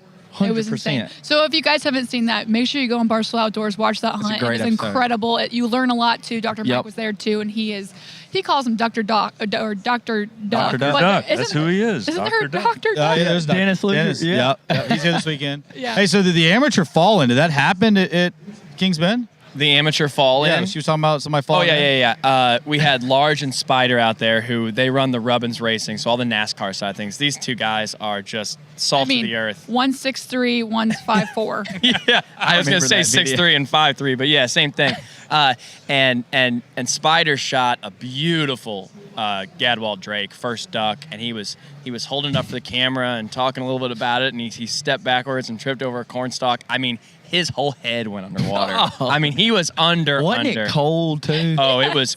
It was 10 degrees, 15 degrees. It was not the time to fall. We went up there last year in early November, and there wasn't a lot of water, but I thought there was enough. And so Nathan and Shoes and I made a bet with Cody Stokes that they could run this mud motor out to the blind. In Arkansas, you can run them anywhere. Louisiana, that's the mud I'm thinking, and I am guaranteeing this bet. And it was a very substantial bet that Cody Stokes made with us, and I am like dollar signs in my eyes. So we tapped our expert public land duck hunter over there, boat extravaganza, Nathan, to drive this boat. Well, I'm in the blind. I stay back with the oar because we couldn't all go to land together. And I hear the boat fire up, and it's going. And man, you know, you get that feeling when you hear something and you know they're stuck. It was like Running off the rev limiter. Oh, it was. We got just outside of the boat ditch, and as soon as we got out of the boat ditch, it was an inch and a half of water. And it was less about the boat being stuck, but that mud, it's a hard bottom. It's like concrete. and that's ag what got fields. us. Yes, there was nothing for that pop. Like a prop suction to grip cup, too, on. when Yeah, you- yeah, yeah. And Stokes knew that, and man, he got us with that bet. We lost. No the wonder bet. he made that bet. I know he knew all He of knew this, but it exactly was what he was so doing. funny, and just listen to them talk about people falling in there. That place, if that place could talk, There's a lot of good stories there's there. always good stories. There's a lot there. of good stories there. Yeah, Yeah. that was a fun time. We had a great hunt. Yeah. Shot a lot of birds. The hunt I want to do, I want to go kill a black mallard up in New York? on the coast, up there somewhere. I seen a booth across the way here that they had the black mallard decoys, and I'm like, ooh, I bet they guide for them, and they do. And I guess they got gangs of them up there. It's a sure thing. And then you can run to the coast and shoot eiders. Yeah. Yeah, I've got one little bone to pick about you guys with your bows and arrows and shooting ducks. Let's hear it. Is why did I have to be the arrow boy? Were you? I mean, after you shoot 60 flu arrows, Oh, yeah. like It's brutal. somebody's got to go pick those In up. the corn. This is why I In like the corn. It's hard enough to find in a the duck corn. in the corn. Hey, don't complain. If you want to complain, go to Argentina's with us when we're doing a dove hunt. That's when you got to get The only tired. thing that saved me was finally we were just like, we gotta wait till it gets dark and looking for these lighted knocks. That was the Yeah. only way Were we they could find sticking them. in the ground? This is why I love yeah, they- Stokes, though, they were because Stokes sticking is the like, ground. if I'm hunting, Nathan's calling and he's picking up the arrows. He kept saying, stop calling. Call more. I was like, this is fun. I was just doing what I was told at that point. I couldn't do anything right, but they were. You guys hit a few. Really? You hit a few. Yeah. Sydney made Yeah. a big mistake. She took the wrong bow. She wasn't shooting enough speed, and so she was hitting the mallards. And my broadheads are big, wide cut, Yeah. so they either knock you out of the sky or they bounce off, And she didn't have. So when we come back, we're going to be bringing some velocity. Yeah. Bring some velocity. Sharpen those things up. I want to see out there honing those blades a little bit. Yeah. Oh yeah. That's the hunt I'm most excited for. I honestly, after going there last year, Oh my You gosh. might have cut it right Concrete though, bunkers? because the wind was good and a new flight was coming in. But I guess they're always there, huh? Yeah, it's so we have the 203 that we do a lot of our social media around and all that kind of stuff, and that's a great farm, and that's where we do most of our hunting. And then we have Kings Bend proper is what we call it, and we really don't hunt that very often. We pretty much just let it sit, and then we'll use it for media stuff. So when Sydney came through, it was the first time it was hunted that year, and it just so happened to be a nice freeze up, and it was holding a good amount of birds. Yeah. Yeah, I was pretty upset we made it in and out of office because Nathan and I we didn't shoot our dying. guns. I was dying. I was like, we've got to shoot these birds. They were like 10 feet from us, miss. Yeah. I'm like, oh gosh. Yeah. That's about like Feidelberg and them. Oh, yeah. I'll never forget when What's we that were at cartoon where the guy, when he's going rabbit hunting? Is that Elmer Fudd? Yeah, that's how our coworkers were shooting their guns. I'll never forget. We were at Case and Shorts, Bill Byers, and it was a cold morning, and it was so cold, and it was so funny. Right at light, there were birds everywhere, and Feidelberg was over there, or either it was Donnie or Donnie. I think it was Donnie. He was over there, and he was like, I can't load my gun. My hands are fried. And he's like over here trying to put in his shells. I'm like, Two let me grown load your men. gun. This is the first time they've ever hunted too. So like that's the best part of the out of office though. Oh, They've yeah. never duck hunted. They don't even know what duck hunting really entails. And now they're going back and telling all their friends how much Yes. they love Yeah, to duck that's hunt. that was when y'all did like the question and answer in their lobby. Yeah. You know, asking what kind of birds it was. Yeah. With so the redhead and all that stuff. Yeah, Kaysen's a great friend of ours, and he'll be on tomorrow. Him and Brent Birch are coming down. But Yep. I got to go youth hunting with my son and Mac and Byers, his boys in Ford, after y'all left, and I got to hear about some of y'all's stories. That That was fun. hilarious. We're going on a dove hunt with Dive Bomb Crew in Texas, and that's what I'm That'd be kind of fun. nervous about because they're not going to hit crap. It's gonna be really fun. The out of office idea golden. did you come up with that, Sydney? Yeah, me and my old producer Sean. It's golden. It is is. so smart, and it's so much fun to like just show new people what we do and get it out there, and it's just so relatable. That's what I love about the whole thing is you got people coming in, and this is a testament to Sydney too and what she does, but bringing in people and not just showing them the side of hunting, but also explaining and getting them involved with somebody like Ducks Unlimited to say, hey, we love to hunt, but here's why we love to hunt. We get to give back. Yep. We're conservation focused. We one foot in front of the other and putting back into what we love to do. And so not only are they getting their first experience of getting to chase ducks in Arkansas or somewhere like that, but also learning why we love it so much. And so that's one of my favorite things about the out of office is if you got people that have no clue Well, Totally foreign. about A hunting. big shout out to y'all though, because this is why I do a lot of the out of offices with Dive Bomb or Ducks Unlimited is because we want to set them up for success. For sure. So if the next time they go, they're like, oh wait, this doesn't suck though, because I've been on a hunt where it was awesome. For sure. Right. Because like if we just take them to the farm, they might not be seeing anything.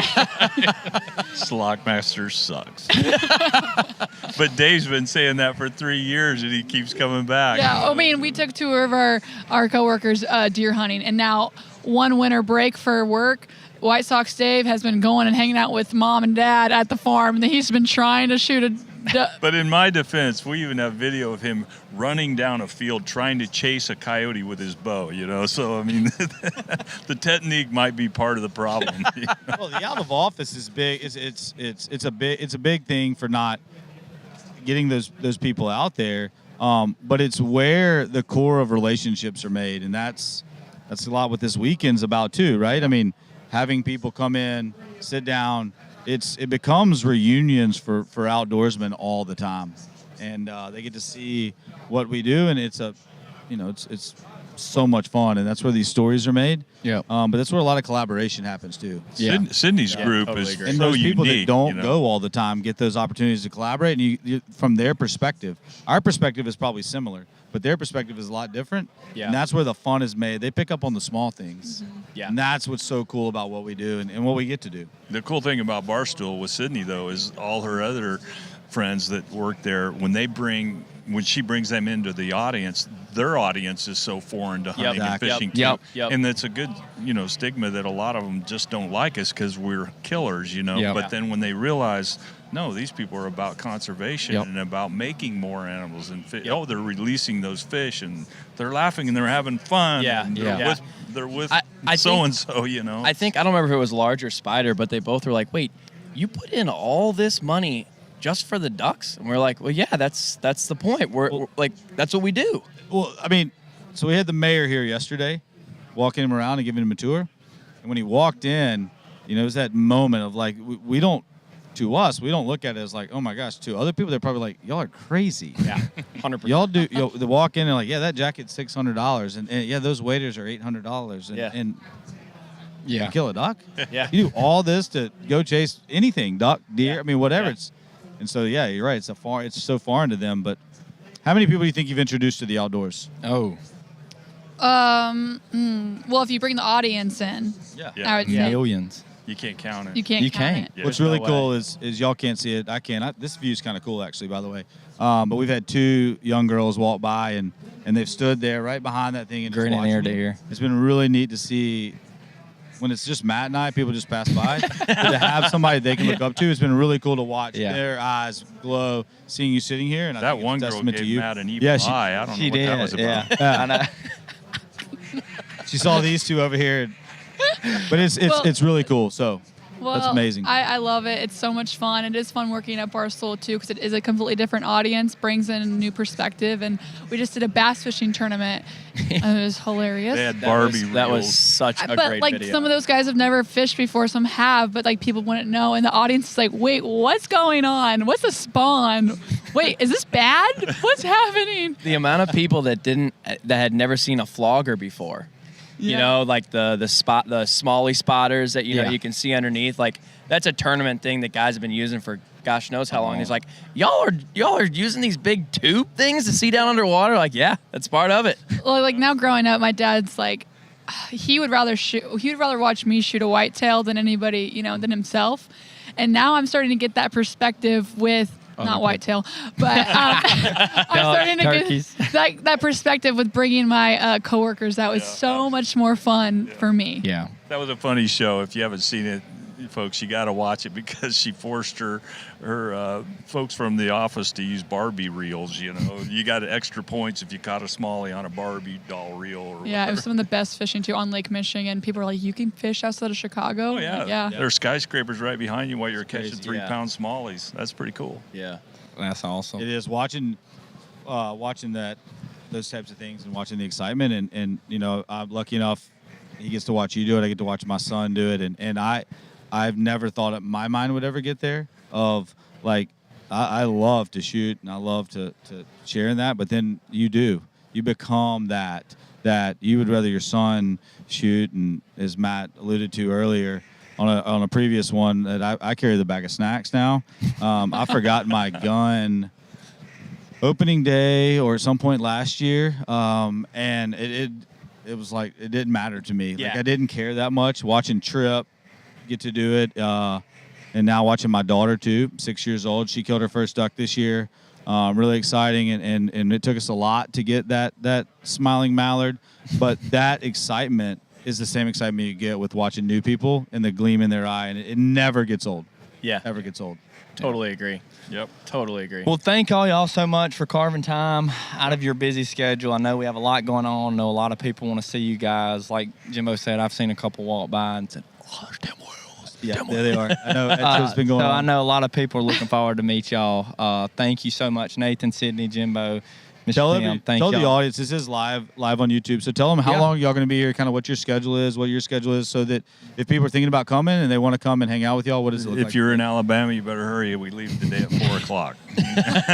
So you better hurry. There it is. Yeah, if you're watching right now, we got about 2 hours. So he's hanging out at Bass Pro, hanging out at Dive Bomb. Yep, one of our best What's friends. this knife here? I'm sitting above you holding a knife. I'm a little nervous. What we got here? Okay, I got to show this off because my good friends, MKC, Montana Knife Company, are here. I am so proud to work with them. I've been with them for 4 years.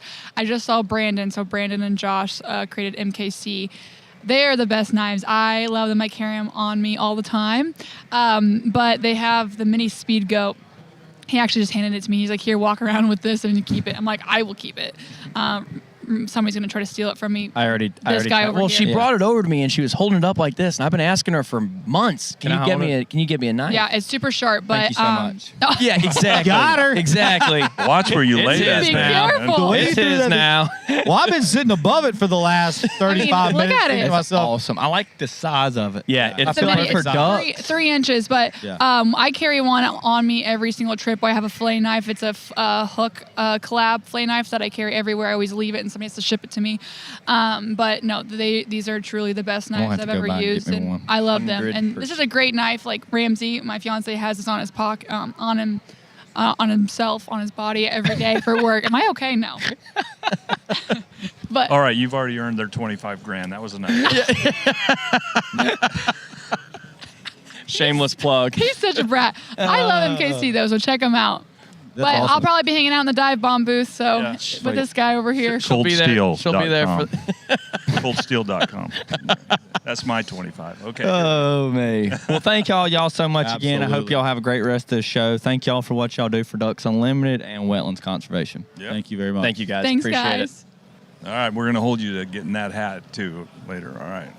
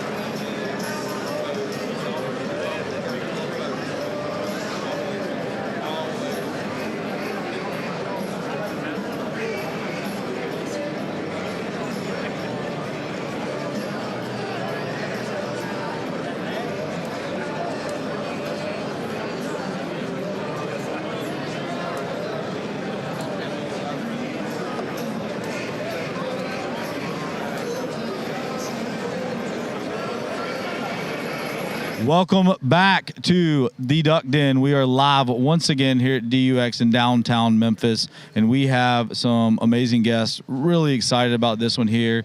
To my left, we have Mr. Kevin Perry. To my right, we have Chad Manlove, National Director of Development, and John Gordon, Senior Media Production Manager, something along those lines. But that's it, Jimbo. That is it. There we go. So, Chad, I'm turning over to you real quick. Thank you, Jimbo. This is a cool project. The truth about conservation. This is a once-in-a-lifetime donation by one of our esteemed major sponsors, conservationists throughout the Southeast, Mr. Will Primos. He has put together an awesome collection of firearms. I'm going to let Mr. Kevin Perry speak to those firearms and this opportunity that is going to be donated to 5 conservation organizations, and Ducks Unlimited is blessed to be one of those organizations. We'll have an auction later this year to benefit conservation throughout North America. I'm going to ask Mr. Kevin Perry to go into a little bit more detail about the guns and the conservation groups. Thank you, Chad. I really appreciate that. It's been an amazing project to work on this with Mr. Primos and Ducks Unlimited and your entire staff. So thank you guys for the opportunity to talk about it. But the truth about conservation is to really build awareness amongst hunters, anglers, the general public about the work that all these 5 groups do relative to the conservation work. And the crux of it is over time, a long period of time, Will assembled probably the most unique collection of Purdy hammer shotguns that's ever existed. It's 12 gauge, 20 gauge, 16 gauge, 28 gauge, and 410, all sequentially serial numbered, and they're all hammer guns. They're actually on display out in the lobby here. Yeah, if beautiful. anybody wants to kind of swing by and see those, but to kind of culminate this entire campaign in December, Rock Island Auctions is going to auction these firearms, and then the sale of the firearms will be split between 5 different groups. My organization, the Congressional Sportsmen's Foundation, Ducks Unlimited being, part of those 5 groups that are going to get the benefit of this. Absolutely. Well, that is amazing in itself. Come by and see this. This is, it's amazing. I'm actually doing a DUT episode at the end of January at Toxie Hayes' place. We're going to have Toxie and Will together. Jim Ronquist is going to host it. Based on this incredible gift and the fact that, guys like Will and Toxie have been such big contributors to conservation for so long, right? And I talked to Will about those shotguns, and I'm a shotgun nut, right? And so if you know fine shotguns, Purdy is one of the greatest names in the world, right? I mean, London-based company, they were the guns to the Kings, really, for a long time, right? They're hammer guns. They're unbelievable. And if you get the right people, the right Purdy collectors fighting over these guns, there's going to be a massive number that they're going to sell for. That's what I was going to ask. Is there any ideas? I mean, I don't want to disclose what Mr. Primos donated them. I mean, they're 100% donation. Rock Island is 100% waived the seller's fees. Wow. It's going to be big time. It's going to be big. And so, And I got to speak to Will Primos just for a little bit. Will's been a friend of mine for years out of Mississippi, a major sponsor. He's such a passionate outdoorsman. One of his goals in this project is really just educate hunters about this opportunity, engage the nonprofit conservation world in cooperation and working together on projects, and this opportunity to bring everybody together so special to him and meaningful. He's just a special outdoorsman that came out of Mississippi, is passionate about waterfowl. I got the chance to spend some time with him at his club a couple years ago and hunt ducks, standing next to oak trees and calling them in with Primos calls and shooting ducks. It was just a special, special opportunity. I'm so proud of Will and everything he's done for conservation throughout North America, and this opportunity is a once-in-a-lifetime. We couldn't be more pleased to have these guns here at DUX this weekend in Memphis, and I hope everyone will come by and take a look at them. Yeah, and what's interesting is that when an auction company is donating 100% of what they're doing for it, it stands for something. And then there's significant meaning behind that, because they don't just do that for nothing. And so what a incredible gift to all 5 organizations, and it shows the real meaning behind conservation and being a steward, for sure. And And I think that to build on what Chad said, and I thought he summed it up really well, but I think one of the things is people don't realize how much some of these groups work together in some things. And a really interesting kind of tidbit and example, I was in our Washington, D.C. office 2 blocks from the Capitol, 2 months ago, and it was late at night, 8:30, 9 o'clock, and I was in our head of federal policy's office, and he gets a phone call. He goes, I got to take this one. And it's a congressional staffer and says, hey, I heard about something today that's not good for ducks, not good for duck hunting. And he said, this came up in a meeting, and, I will say at 9 o'clock at night, between that phone call and a phone call immediately after to the Ducks Unlimited, offices in D.C. and Kellis and that awesome team up there, like this thing was solved by noon the next morning, right? Incredible. It never hit a media request. It didn't send everybody on social media flying off the handle, but there's a lot of really positive work that goes on between these conservation groups behind the scenes. And, I do think to build on it, that's part of what Will wanted to highlight with this project. And I think it's great we've been able to pull these groups together. And I think Chad and John can speak to this too, but a lot of times when things do come up in the office, it's things are mentioned, especially like this, it's conservation partners, our conservation partners. And that term gets used not lightly in our office because it's one group at the end of the day. Our conservation partners working wherever they are in DC or on the grounds or wherever it is, it's all of us are working for the same thing, and not the same thing, but we all have the same purpose in mind. Yep. And that's what makes projects like this, all of us stand together and just. I mean, when you stand there and you look at those guns, it almost takes your breath away. For all of us outdoorsmen that understand that, it is truly breathtaking. And I know Will wants this project to be successful and wants it to be successful for all 5 of these organizations. Absolutely. They're very special to his heart. Conservation across North America is special to Will Primos, and this couldn't be a better effort to bring everybody together. Yeah. That's right. I was fortunate one time. I got to shoot a Purdy shotgun. It was a 1927 best gun at Beaver Dam. Wow. And I tell you, there's something different about these kind of shotguns, right? I mean, they just seem like they're alive more than just a gun. Well, right? I can speak to that. We pulled off a little video earlier this spring, and man, I had the fortunate pleasure. Will called me and said, Chad, he says, look, I'm not sure exactly how some of these other guns are going to go off. Well, he shoot. I said, I want you shooting my 410. I said, Will, that's a lot of pressure. I got to hit that target going out, that Helise target. He says, it's okay. We're going to get close. And I was like, I'm still a little nervous shooting your 410. He goes, it's going to be all right. You can do it. And then sure enough, man, you talk about a sweet shooting gun. That 410 hammer, oh, man. I was like, Will, this is awesome. Well, and Helise is not easy anyway. No, it's not. Well, and you talk about the rarity of the collection, which it's one of one, but I think our understanding, best knowledge, is that the 28 gauge is the only Purdy hammer 28 gauge that's ever been built. Ever. Custom. Right. Wow. Custom just and the for Will. 410 is one of 10 that's ever existed. So, like, there's some real rarity with these guns. Well, I mean,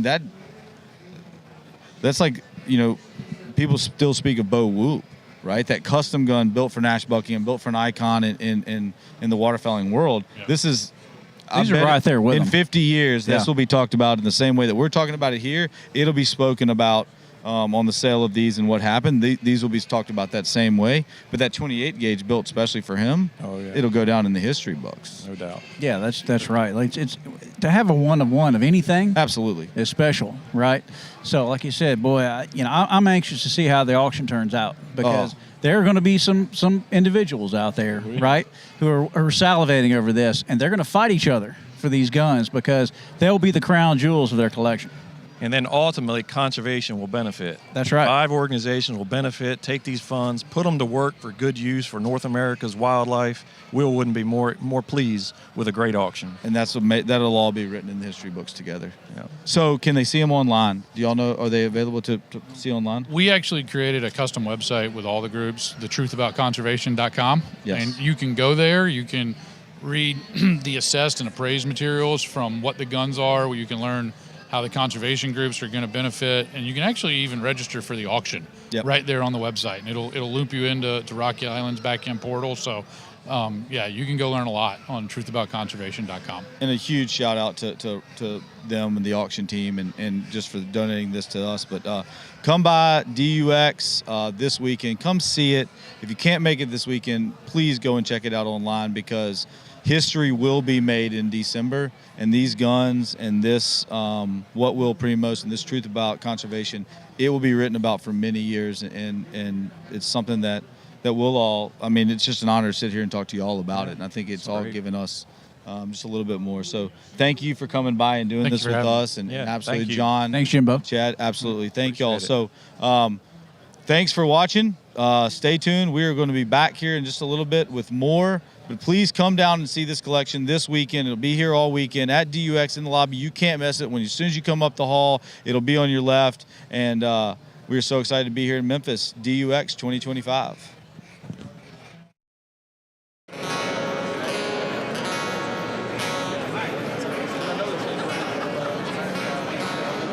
My name is Paxton P. I'm an artist out of Nashville, Tennessee. I was born and raised in a small town in Mississippi, and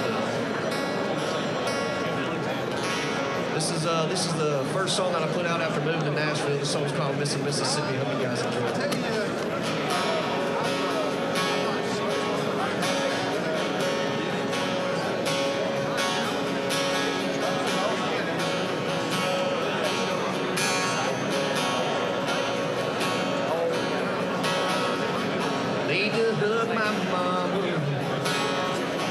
Catch a fish swimming down. Need to tear down a 2-lane so damn bad. Need to sit in a duck blind. Have a beer with the boys. Need to see your face when I hear your voice. There's a cell phone thing ain't working for me anymore. I ain't just missing Mississippi. That state line ain't the only thing on my mind. I ain't just wishing you were with me. I should be wrapped up with you tonight. You can take the boy out of his hometown, but you'll never get him to forget about the place he's from. Girl he loves, we've been hanging tough, and we both had enough. And I ain't just missing Mississippi. Need to see you in bad dreams. Need to feel your touch. Need to be holding you till the sun's coming up. I hope this road I'm on is with place I miss so much. I ain't just missing Mississippi. That state line ain't the only thing on my mind. I ain't just wishing you were with me. I should be wrapped up with you tonight. You can take a boy out of his hometown, but you'll never get him to forget about the place he's from. The girl he loves, we've been hanging tough, and we both had enough. And I ain't just missing Mississippi.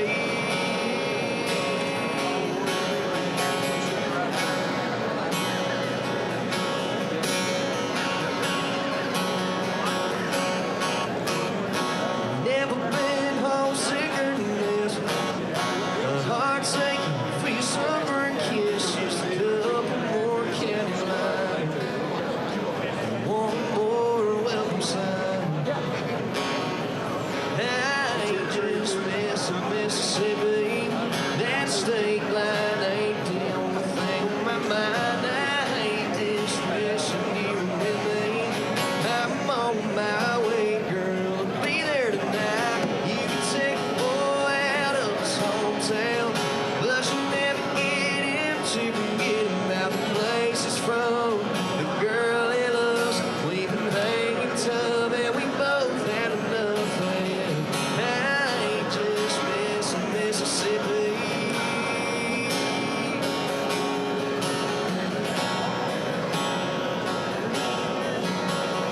I ain't just missing Mississippi. A song about Mississippi. All right, Walker, you gonna get up here and come down? Yeah, we can do that. That'll work. That'll work.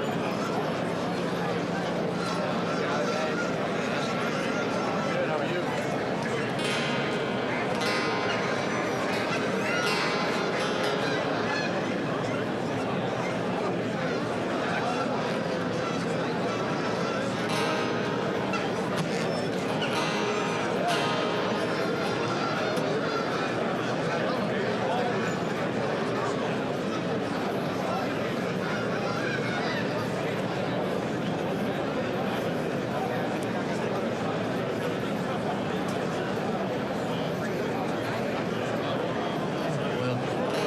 Wait on this to load. So we'll play a little Jason Aldean too.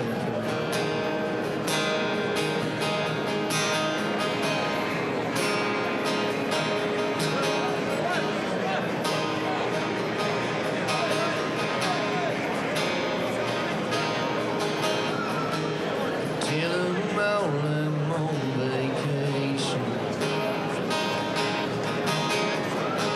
See how wind is free.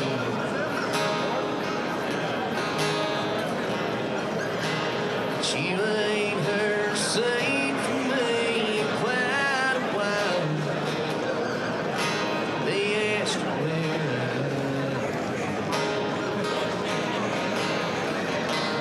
till I'm out on the west coast where it don't ever rain. I'm probably doing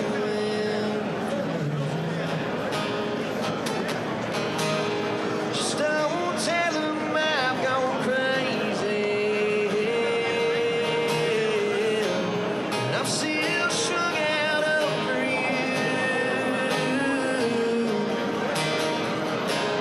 Tell them anything you want to, just don't tell them all the truth. Don't tell them all the truth.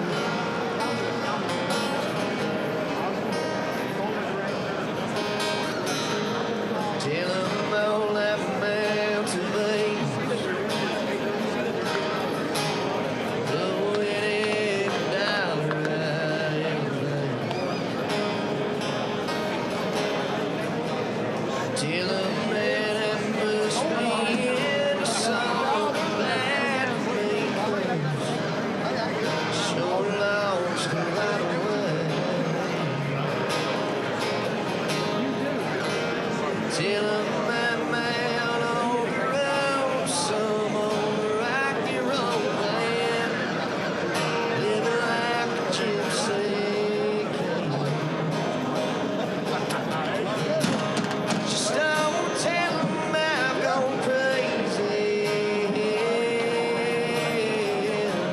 And I'm still strung out over you. Tell them anything you want to, just don't tell them all the truth. Don't tell them all the truth.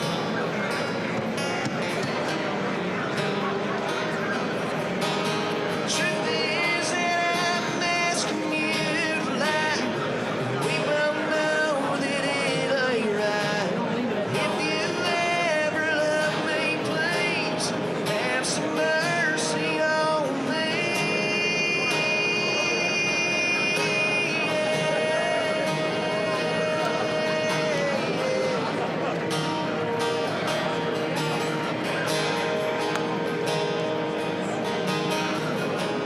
Tell them anything you want to, just don't tell them all the truth.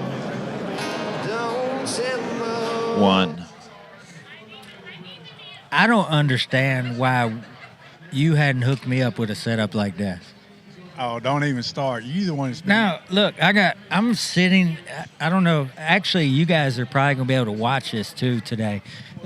It's my understanding this is going live to Ducks Unlimited YouTube. I am sitting in front of a fireplace in the most comfortable, look at this. I've been begging you for years. You can't even. No, I've been telling you that we need to upgrade. And no, look, I just may never leave this place. People who listen to our podcast knows the truth. that I've been No. even the microphone. Look, But you got to put it. See, and that's why I don't let you use those because you're too far from your mouth. You got to talk into the microphone. I do talk. That's better. That's better. I feel like you can make that adjustment. For you guys listening, this is the Dr. Duck podcast. You know that because you pulled it up in your Spotify or your iTunes. But it's super cool today, Deal, because we are in front of a video camera. We are live on YouTube with our friends at DUX Unlimited. We are at the DUX. This thing is huge. Yeah, we're in Memphis. Memphis. Yes. It's huge. The crowd here on a Friday is incredible. Tomorrow is going to be insane. Yeah. So. Yeah, it's going to be. It already is a great show. There's a lot of people. It's a beautiful area. I have been eating really good. Everything about it is top notch, and we're very thankful. Obviously, everybody knows what DU does for conservation. That's no secret. These guys are super involved and do some great things. And having this annual banquet back, having it here in Memphis, and us having the opportunity to be here and do the podcast in this great setup, man, we're blessed. This is a big deal. I think this is the nicest setup we've ever had. Yeah, well, I keep telling you, you ain't listening. You ain't listening. So the podcast today, what we're going to do, Dennis I hadn't made him aware of this yet, but we're going to, we are also blessed with the opportunity to get to speak on stage tomorrow. It's always an honor for us to be able to bring the public land conversation to events like this around this great industry with so many people that are so passionate about waterfowl. So we're very thankful for that. But for those of you who may not have the opportunity to be here this weekend, I'm going to do a summary kind of what we're going to do on stage tomorrow. You good with that? Oh, that's perfect. Do you even know what we're going to do on stage tomorrow? You don't let me know until the last minute. So I have to fly by all the time on this. Well, Wing it. I got to give you credit on that. And I think as most public land duck guys would know, you got to be able to fly by the seat of your britches sometimes. You got to wing it the whole time you're out there. Yeah. I mean, you got to be comfortable with it. Difference in make it and break it some days. Most days, I would say. I think that's a good tip for public land guys in general. It kind of gets back to your plan A, B, C, and D. And that's what I want to talk a little bit about today. We have discussed tips before. You've heard a lot of tips on this podcast, and we've talked about them at previous shows, but we're going to get into today's conversation with that. And I'm just going to share with you guys listening. If you're not able to be here, I would highly recommend you make plans to visit this event in the future. It's very nice. Everybody's here. Oh, yeah, this is an awesome place. Nice little setup, nice venue right here at the Bass Pro Shop. Can't beat that as well. No, it's great. So if you can't be here, we're going to give you an idea again on it right here, right now on this podcast, kind of what we're going to go over on stage tomorrow. So I want to start, Dennis, and you guys that have listened so faithfully, we're very thankful for that. And some of this you've heard before, but we're going to go over it again. Look, duck season is, I didn't realize this, but we're in August now. It's knocking at the door. Teal season's right around the corner. We had our first cold front today. Well, I wouldn't call it cold. Well, maybe for this area, but this cold front's not going to make it to Texas. You saying the air conditioning business is not going to get impacted this week? No, and I tell you, it's been a hectic week for me. It's been a very good year for me, honestly. The service calls and just the new construction, Texas is really booming, especially in our area. So it's kind of overwhelming for me right now. But it's really hard for me to get away to get here.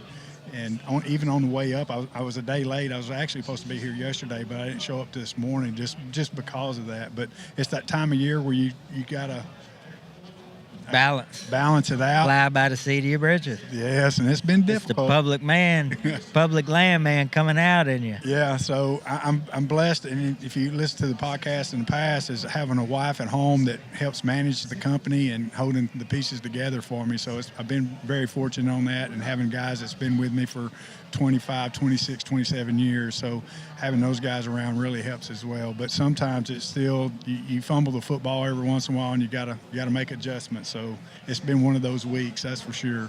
Well put, and I am glad you got here, and I understand it's busy. I want to, we something a little different for us today. We're on a clock, and it's making me nervous. You know me, I can burn some oxygen in a room. Yeah, but I think you got plenty of time. Hopefully you That's got what it. the mouth says. You check that clock in 5 minutes, 35 be gone. Yeah, you got 50 minutes. All right, we'll see how that goes. Let's get into what we're going to talk about. So we're going to go on stage tomorrow. Very thankful for that opportunity again. Not for us. We're not. I mean, we shoot ducks for us, but our goal, really, our mission has become something you've lived by example for a very long time, and that's showing a high level of respect and trying to help folks understand how important it is that we're on the same team. So being on stage tomorrow, it's not something that I'm thankful for us necessarily, but I'm thankful that we're allowed to have the opportunity to bring that public land conversation into here. You know, so many years have gone by, the TV shows you watch, the conversations you hear, the conservation efforts, so many things have gone into private properties over the years.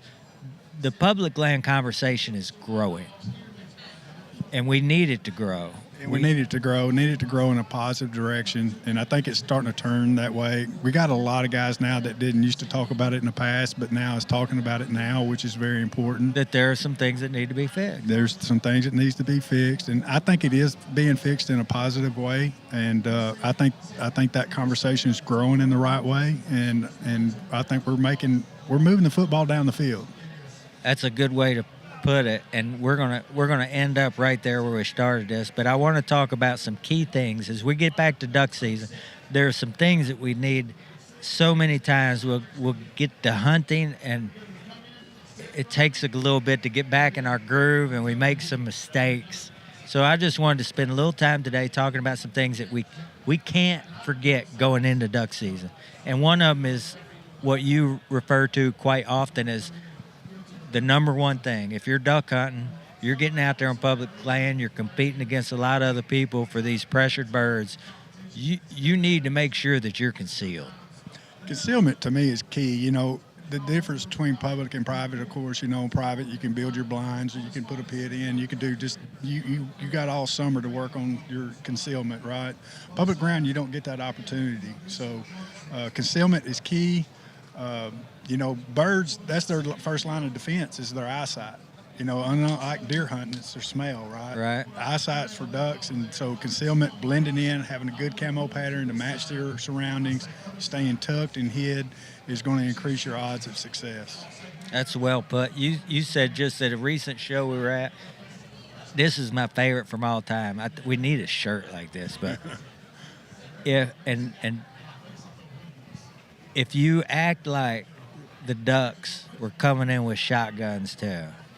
Yeah, if you hide like the ducks has got a gun too, you're not going to be standing in front of the tree, beside the tree. You're going to stand behind the tree or whatever you got there, and you're going to be tucked down, head down, and looking out of the corner of your eyeballs. So that way you're not flashing them, you're not making a lot of movement, you're sitting still and steady.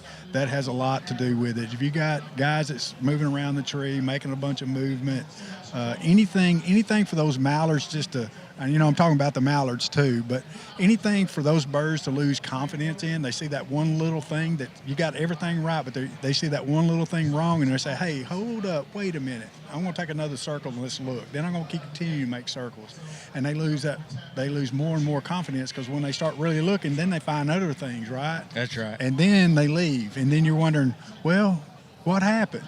Well, normally they saw something. Well, I give it to you. If that mallard duck came in with his own rete in his hand, you ain't gonna see me, Jack. You know he gonna be mad too. He been getting shot at for years. And when you're talking about concealment, it's important to remember too. Going in the season, we're hunting. You're trying to avoid making these early season mistakes. You mentioned how good their eyesight is. You've also mentioned before how well these birds can hear, and if let's say I'm calling over here, you're calling over there. That bird can pinpoint that location, and if you're not concealed, I mean, how much trouble are you in right there? You're in big trouble. We've had it where you and I would be standing pretty close to the same tree, but we recognize they're looking for that call a lot of times. They're looking for that call before they even commit. They want to see that hen. And so normally, we've done some stuff where, hey, you need to move about 5 or 6 trees over. I need to move 5 or 6 trees over this way. When they start hovering over you, I'll hit the call. And then when they start hovering over me, you hit. We kind of separate. Keep them wandering. Keep them wandering and trying to work them down in as close as you can. But yeah, they're really honed in on that call a lot. And they're really looking. So if you're not concealed and you're blowing the duck call, you can forget it. And look, it's not just if you got a call in your hand. We were talking about this recently, where you got that habit you make of kind of looking down the line, and even if I ain't that guy, I'm probably gonna get called out. Oh yeah.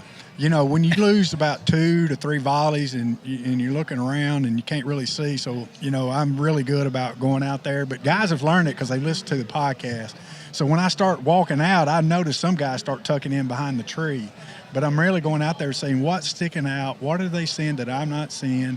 Maybe we can fix it, So normally, maybe you got a dog in the wrong position. I love all dogs. Well, that's where I'm going. We had that one time. This guy's on front of the tree working a jerk rig. We'd drop them ducks right below treetops, and then he wants to hit the jerk rig. But you got to think about if you out in front, pulling on that jerk rig, so you doing the work here, doing the work there, they breaking treetops, and you're not winning the concealment battle right there, and that volley's over, and you lost that opportunity. And opportunities on public ground are hard to come by. Yeah. So every one of them's very, very. The opportunity is hard to come by. You got to take advantage of it when you can, and when you put yourself at a disadvantage of not being concealed, it makes it for a hard day.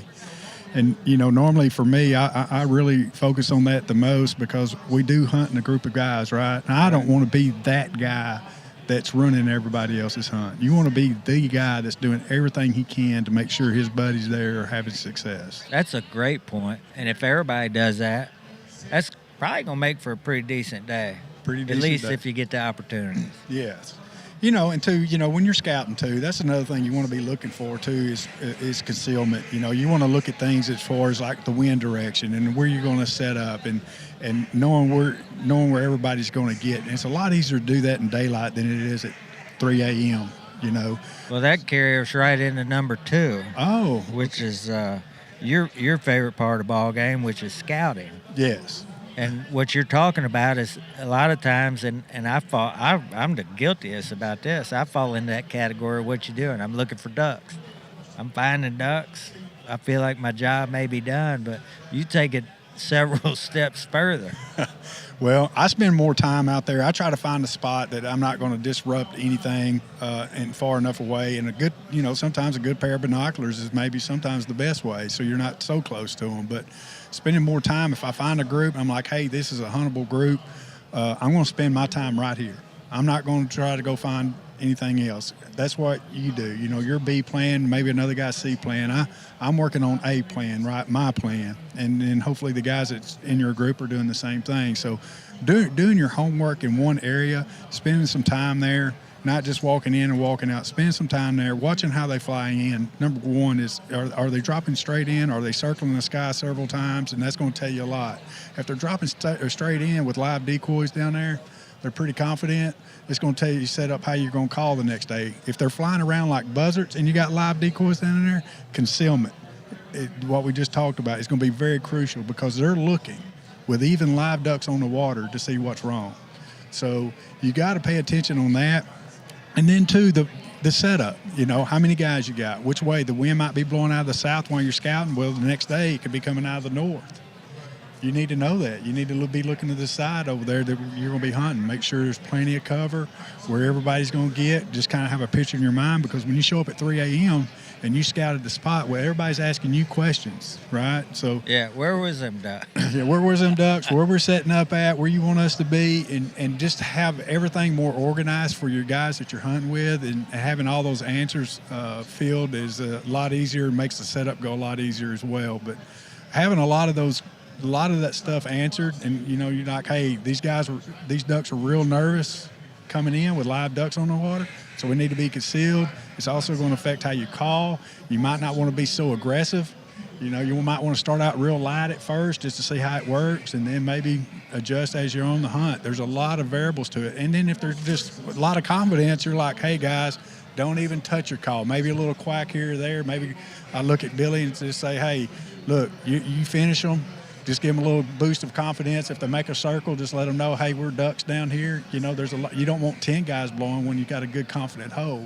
So just adjustments like that makes it a lot easier. I think you have a better chance of success, because when they're confidence like that, and you got 10 guys blowing a duck call, you might take that big chance of just blowing them out when you didn't have to. So there's a lot of variables to scouting other than just finding the ducks, in my opinion. No, I think you're right, and I've learned that from you over the years, and you made a great point. Again, we're talking the number 2 tip, which is scouting, which I'm going to refer back to the number 1 tip. Your point about seeing this in the daylight versus in the dark, 3 a.m. or 4 a.m., whatever time you may be coming in here, really tell you a lot about concealment. Because when you're in there at night, sometimes the trees you're under, the brush you're in looks a little different, but then you like to say a lot that you know how many people you can hide in that hole the next day because of that homework that you did. Right. Yeah, so that kind of works hand in hand with that. So that's nice. And then, too, on the scouting, too, on public ground, ducks, most of the time, if you're hunting an area with a lot of ducks, you're going to get a lot of people. That's just the nature of the beast. Great point. That's just the way it is. So, you might have put all that time into scouting. You probably put more time in it than the guy that came before you or right after. It doesn't matter. You're not guaranteed to get that spot. So, just to say, if you did get beat, and we've had it happen to us before, and they invited us to hunt, but I knew right then we had too many people. And even though they ask you and you done your scouting, like, hey, you only got room for 4 or 5, we just going to go move on. Appreciate the invite. Good luck to you guys, and we move on to plan B or C. So this is just one of the things on public ground that you have to make adjustments for, because it is what it is. So you just got to be able to do that on the fly. I'm leaning right now to skipping right to my next tip, which is what you're talking about. It's kind of a respect factor. But before I move to that respect factor, which is where I want to spend most of our conversation today, if you're going to give somebody your top tips, we talked about concealment and scouting. Am I missing anything before we get into respect? I mean, is there anything else, that kind of falls into that category? If you want to be successful, this is what you need to be doing, or you think scouting and concealment are kind of those key things? I think they're your top 2, and in my opinion, for success. And blowing the duck call, when to, not to, and of course reading the ducks too when you're calling. I mean, they'll tell you a whole lot when you're blowing that duck call. All right. Well, if you feel it, let's talk about that just a little bit. I early on, I wanted to be a good duck caller, and you helped me. You turned the tip to me on the CD. Back then, we had CD players in our cars, and we'd drive around and listen to that and practice.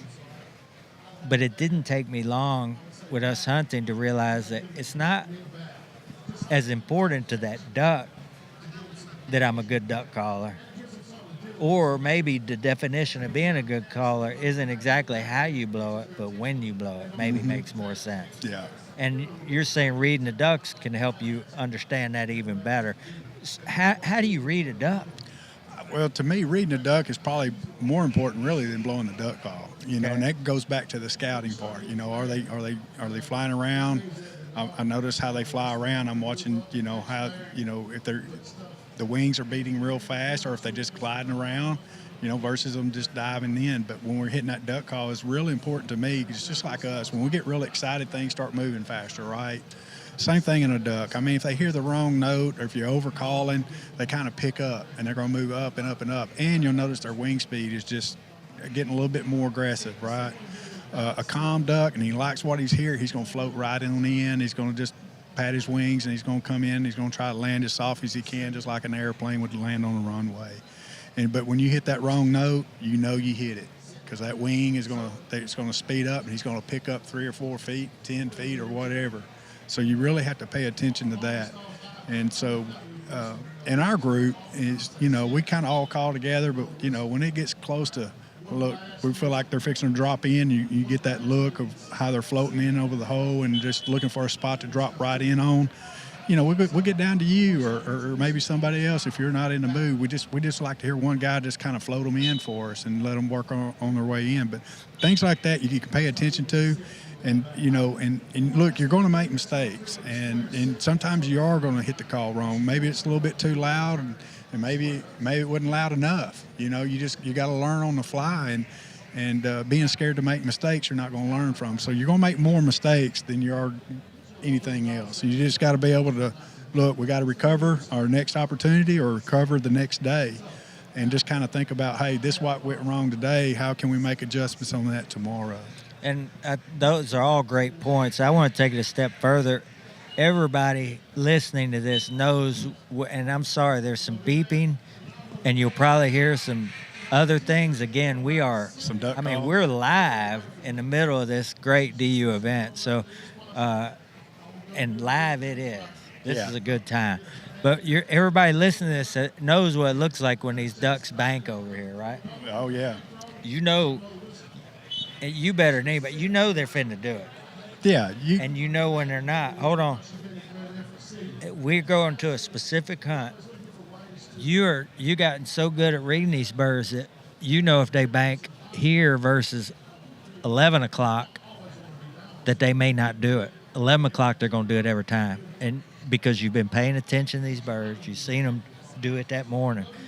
And I'm going to say these ducks don't get to 11 o'clock because a caller has hit a right note, okay? Right. He hit a note so good that he turned this duck out of that turn at 2 o'clock instead of where you've been watching them work in at 11 o'clock. Right. And you have shut that show down. Right. And you've said, hey, look, guys, they're wanting to get in here, and you're hitting it here, and we're forcing them to make the move here, and that's why they're not finishing. Right. You can't call too early. I like the ducks to swing. I like for ducks to get downwind, and work their way back. But the problem is a lot of times, and even on public ground, it's hard to let them go downwind because somebody else blowing down there. Somebody else blowing down there. So it's real difficult. It's a fine line that you have to walk. But I like for them to get downwind, and we're going to turn them right here because I know they want to come in. It's just like a plane. They're going to land into the wind. But you got to let them get down. If you turn them too early or if you turn them too late, you miss that opportunity. So you got to there again, you got to judge how fast they're making that swing, hit it just right, and then when they make that turn, you can sink them right into that spot. But if you do it too early, too late, then you got to wait up for the next setup. So you got to be real careful on that. And that comes from scouting too. Now, if you do scout the hole and then wind's the same day as it is the next day, if it's a south wind, it's another south wind tomorrow, and you're sitting there watching them, you should be having that fine-tuned. So when you get there in the morning, you know exactly what they're going to do because they're going to do the same thing with the same wind. They're not going to do anything different. They're going to do the same thing. So it's an easy setup. It's real easy setup. You ain't never showed up with the weatherman lying to you, have you? just a few times, you get there and they tell you, hey, it's going to be a northwest wind or northeast wind. You get there and it's a south wind, and then it don't get north till 8 o'clock or 9 o'clock. So you got to make adjustments. There's nothing more frustrating than starting out with a wind out of the south and ended up before the end of the hunt, a wind out of the north. But I mean, the weatherman can't control that. Happens? Oh, that happens, and it's tough. And you got to set up your decoys prior to that too. You got to make look, and hopefully you're hunting a smaller hole, but you got to go ahead and make adjustments on your decoy setup for both holes because the last thing you want to be out there is have a group of ducks trying to work in, and the wind is starting to change. And also on that calling tip too. how are they going to set up? Where are you going to hit that call note to make them turn? I mean, it's a lot of stuff that I think intrigues me about waterfowl hunting that keeps me going back every day. Is trying to figure out those little bitty things on each and every given morning. That's good stuff. I'm gonna fall back to that respect thing and kind of how we started this conversation. Really, I've got some new news. Awesome. That I need to share. Is it good? No, it's not actually. It's not good news, but it's important, and I want to get your perspective on this. And in all honesty, this is something we talk about a lot. But again, I'm sharing with these guys today what we're going to be sharing on stage tomorrow, and this is part of that conversation. I've had multiple podcasts. The last couple podcasts, actually, we had the opportunity to speak with a representative from Texas, Parks and Wildlife. We had a gentleman, information guy, super nice guy, Micah there with Oklahoma State Fish and Wildlife. And I've been trying to get to the bottom. Everybody who listens to this podcast knows how much I love regulations. Big regulations guy. And I promise not to go down that rabbit hole too far today. But what we have discovered, the news that I have, what we have discovered is why these regulations are happening. And I think it's really monumental. It says a lot. Both of these gentlemen really have conveyed the fact that while they don't have a lot of hard numbers on setting regulations in place, what they do know is that the public land community has had an issue regulating themselves. Of course. And look, this is something we've talked about for a long time. And we've talked about it with an effort, a desire. I've watched you. I've hunted beside you for years. You lead by example. And we need everybody looking today, watching this live, everybody listening. We really need your help on this. These regulations that are coming into place are a result of everybody. It's a result of all of us not doing a good enough job getting along.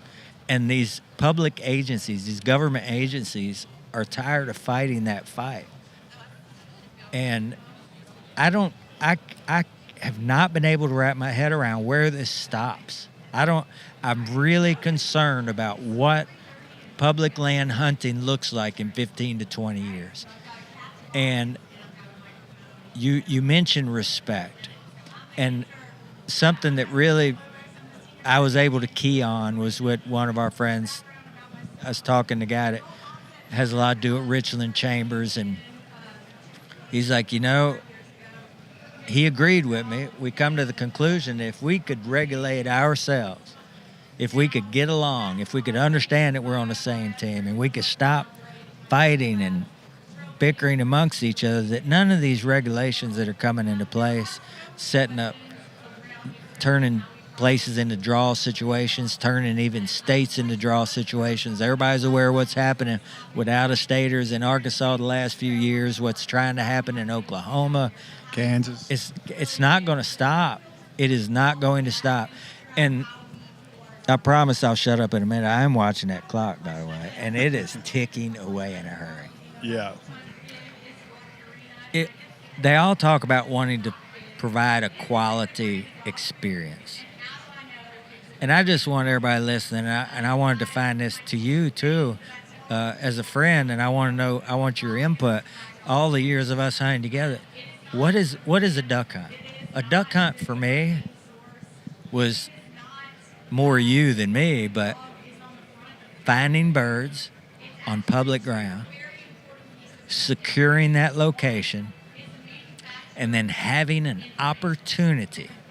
I know a duck is a duck. The weatherman is a liar. You don't know what's going to happen tomorrow. But the opportunity, if I get the opportunity, I've found the ducks, we took the time off, we put the work in, we've secured the spot, and we have the opportunity to hunt these ducks today. Right. That is duck hunting. That's not going to be duck hunting in 15, 20 years. It's going to be you showing up, drawing a number, if you got in that state, and then drawing a number to see if you can even hunt that day. You already can't scout in a lot of places, and I'm not here to argue whether that's a good or bad decision. I don't have a problem with. I can go in and walk after a hunt and get my scouting in. I'm fine with that. I get it. That's for bird pressure. Yeah. But what I'm talking about is the fighting and bickering over ducks that have gotten to this point that government agencies feel like these places are indeed overcrowded. Now, I can't tell you how overcrowded because we don't really know how many people are in here, but we're going to start regulating it because these idiots can't regulate themselves. Right. I mean, am I missing the mark on this deal, or does something need to give? Well, I think as a hunter, even when and I haven't changed since I started waterfowl hunting, really. I haven't changed at all, really. I think the focus of success is probably about the same. And I guess just having an opportunity out there is probably the most important thing to me. And it's always been that way. But how we treat each other, and that's the reason we have different plans for us. Because I think if you're that one guy is focused on numbers, and it leads to greedy, and then you get a problem where you're trying to hunt. Maybe you did get beat to that hole. You didn't have a B plan or a C plan, and it creates that frustration. You know what I mean? And you got to be able to adjust to that. Because it's not always going to go your way on public ground. I mean, like we go out there for us or for me, I do have expectations of hope I get that spot, but I might not. But I'm not going to be mad at the guy who does get it, and I'm going to wish him the best luck ever. Okay, he planned a little bit better than I did, or whatever rules he went by to get it, he earned it, right? And that's the way it goes. It's no different than us going playing Friday Night Lights for my high school football, and at the end of the game, it didn't matter if we won or lost. We walked across that field and we said, "Good game, good game," and we showed up on Monday, and we started practicing again for that next week game, right? Right. And that's in waterfowl hunting, we get a lot of days. I feel like to waterfowl hunt, and I know as that guy worked all the time. I don't have to work as much, but I do have to work, and as I gotten older, I've been blessed and having more opportunity out on the road. But in my younger days, I didn't have that. So, for me to take off during the week, because you had to work Monday through Friday, and we only got to hunt the weekends, but I would take off a day or two during the week, or somehow skim to, at least a half a day and go scout. Go find ducks. We got to find ducks. And then ran service that afternoon, So, there was times that we didn't get that spot, and there's times that we did. We didn't get mad about it. Yeah, we were disappointed. But it wasn't enough to fight or argue over and jeopardize the future of public land waterfowl hunting. And we got to get back to that respect thing. And just like scouting too, I mean, if you know a guy that's got a hole locked down, there's ducks back there, the last thing you want to do, I think a lot of problem is, it's not really talked about a lot, is you got a guy running his duck boat through the wad of ducks. To me, I always refer back to walking. I love to walk. I use my boat to get me somewhere, and then I'll jump the levee, get on the levee, walk down the levee, or I'll pull it up to if I'm scouting the lake area, I'll pull it up to the bank somewhere, a good pair of binoculars, and I'm walking. Just like last year, I walked to that hole. It was probably 500 yards away. Oh, at least. At least. I walked down there because I didn't want to disturb them. They can hear it's that probably boat motor 500 yards when you told us how far our walk would be. And then you show up and it's not 500 yards. And I think that's another thing, another way that people are scouting right now, that it raises conflict in our community. And we just got to be better people, better scouters, better treating each other. And so, because you got an opportunity the next day, and we've been beat. There was like last year, we'd had holes, and then the next day that come up, every time we got beat to it the second day. We never got to hunt the same hole 2 days in a row. But nobody in our group got mad or caught an attitude. Just do something different. We just do something different. And I think if we can move to that, and we got more people talking about it today than we ever had. I agree with that. We do. And when we first started, nobody was. And I'm just not tooting our own horn on that. But the thing I'm very gracious of is that the guys who are talking about it now are really helping, and the more people put their voice out there and put their opinion about it, I think it's really going to help us, and maybe we can move the football down the field about getting some of these regulations taken away, taken off. Or at least stop adding to them. Adding, because it's just like the HVAC world. I mean, a lot of our regulation is because the guy didn't do the job right, and he continues to do it wrong. And then they had to put regulations on it just to make him stop that. You know what I mean? Right. It's the same thing in that industry as well as it is in the hunting industry. When you got guys out there ain't doing things right and they're causing conflict or problems, then that's when the government's going to step in and they're going to take more of our rights away because they feel like they need to babysit us. And we're a bunch of grown men out there, or young men too, that we know, especially in this hunting community, in my opinion, we know how to treat each other.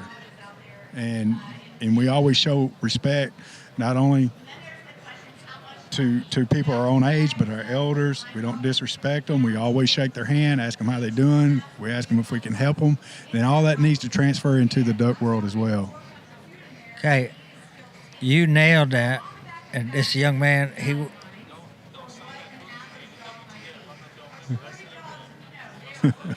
come on in here. And see, this is the thing that you and I always talk about, Billy, is these young men right here having a future. Hey, this is the future. This is the This future. is the future duck hunt. And the thing that you and I talk about is this young man right here. He's not, he's young, and it doesn't have to be your own son or daughter that we're trying to pass it down to. It's this young man right here that's my biggest goal to pass it down to. So he has an opportunity to pass it down to his generation. But we got to learn, we got to start reaching out outside our circle, our family circle. We got to reach out to the whole community. The whole community. What's your name, young man? Carter. Carter, what's happening? Carter, we met before, hadn't we? We hadn't met before? You look like he looked like that guy that's killing all the ducks in our neighborhood over there. You sure we hadn't met before, Carter? No. My name's Billy. I'm Dennis. Nice to meet you. That's Dr. Duck. He was just walking by waving, and we pulled him in here. Do you duck hunt? Yes. You like to duck hunt? Yes. What's your favorite duck to hunt? You got a favorite duck, or you like all the ducks? All the ducks? He loves all of them.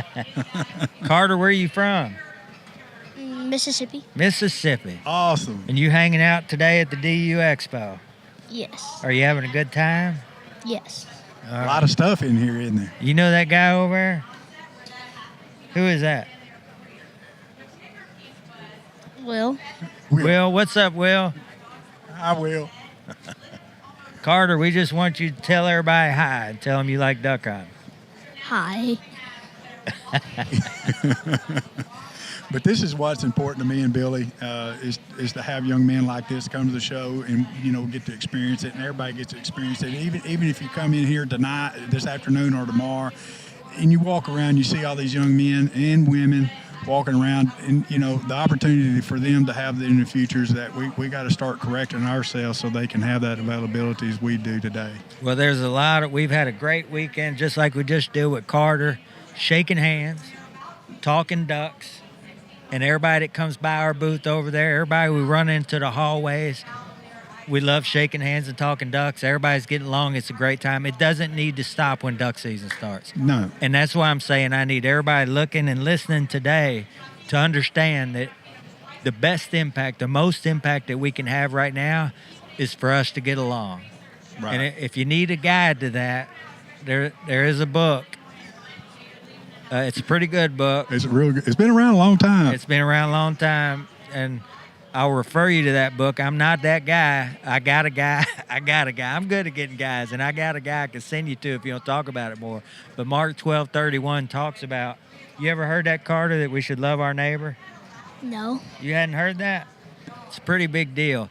Mark 12:31 talks about that. Check it out if you don't see it for yourself. But the bottom line there is, we should be treating other people like we want to be treated.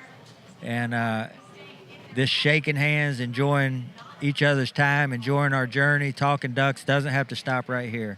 We need to carry that through duck season. We need to get along with each other, and we need to make sure that, look, we control public lands. We need to make sure of that for years to come. Yeah. for sure. And the only advice I got left, like if you are a young guy and you are watching duck hunting or you want to get into duck hunting, the guys always reach out and ask. One of the number one question is, where can I get involved? And there's no better place than going to your local Ducks Unlimited convention. Yeah. Volunteering there, you meet duck hunters there with the same passion.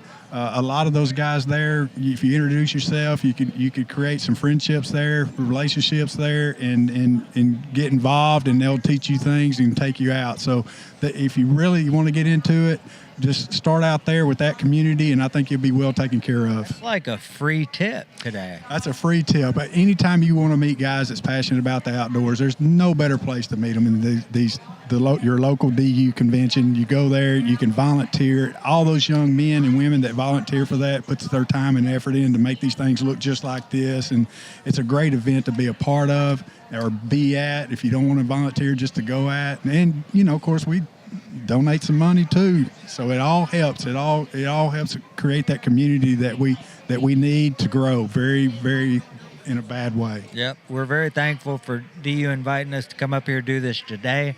Very thankful for the work that they do in conservation, this great event, and the opportunity to be here. So, look, if you haven't heard or seen this guy before, Dr. Duck, that's Carter. My name's Billy, the Fowl Hunter. You can find us on Instagram. Of course, this podcast is on Spotify, iTunes. If you want to learn more about this guy and what he does, we do some video work on the Dr. Duck YouTube. You can find all that information on drduck.com, so check that out.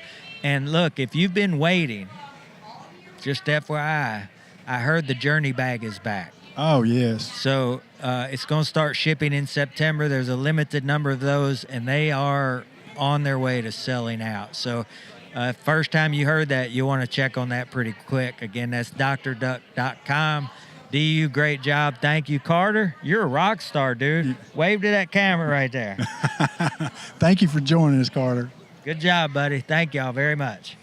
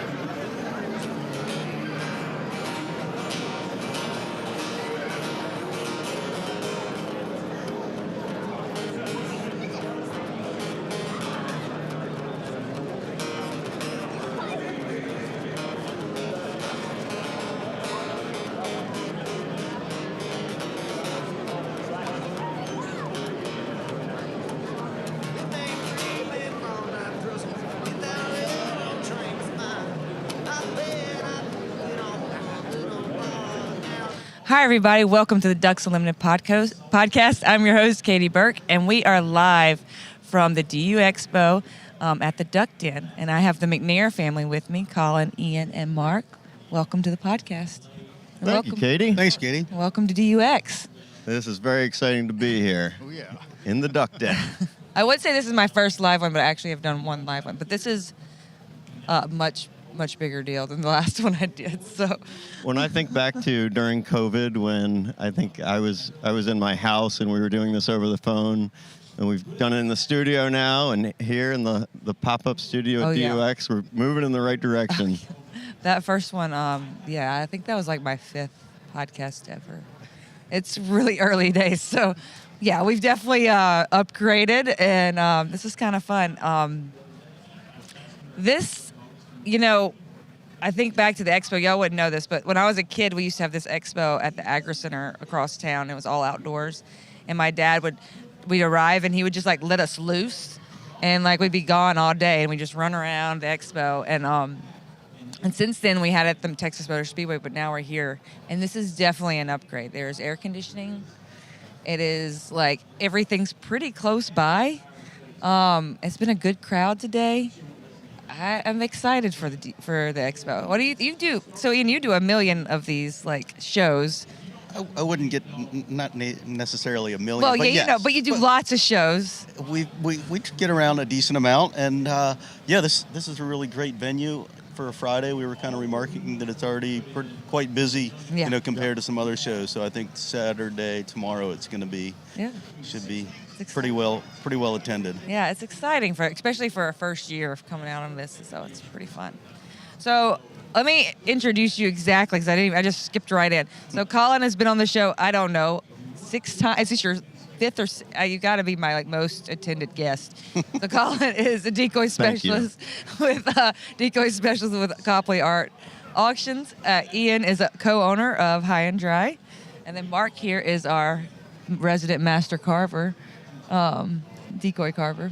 Welcome. I'm excited to have you here. Thank you. Thank you very much, Katie. Katie, it takes a pretty special event to get all 3 of us in the same place where we get to do waterfowl from pretty much every angle.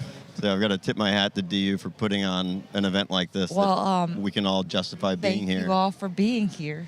Also, to talk about why we are here, a big part of the reason that we are all here is because Katie Burke, curator over at the Bass Pro Pyramid.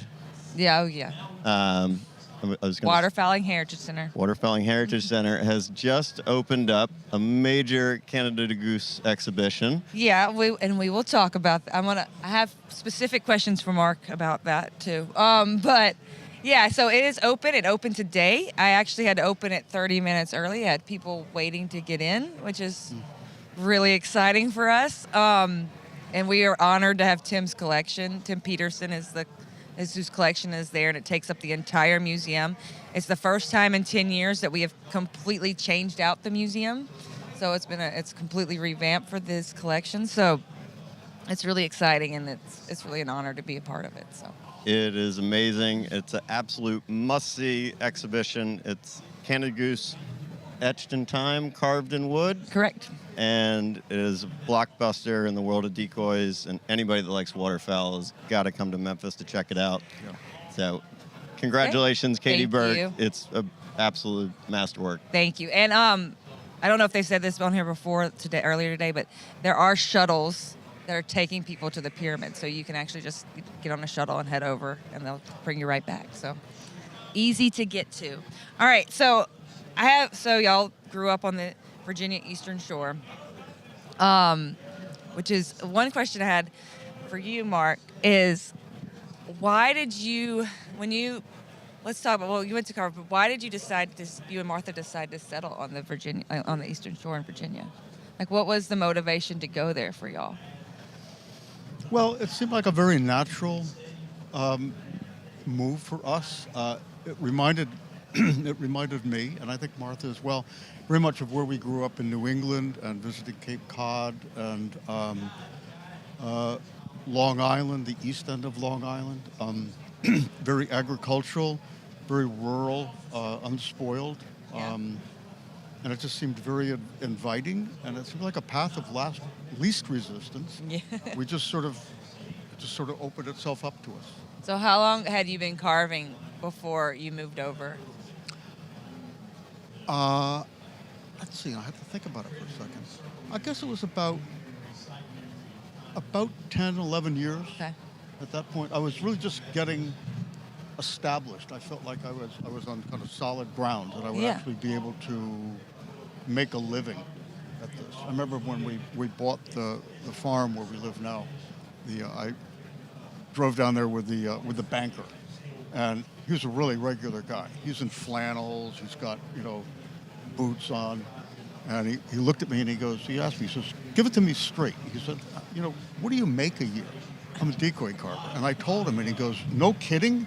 And I went, "It wasn't very much, but it was enough." And, he was very pleased to hear that. He became a good friend.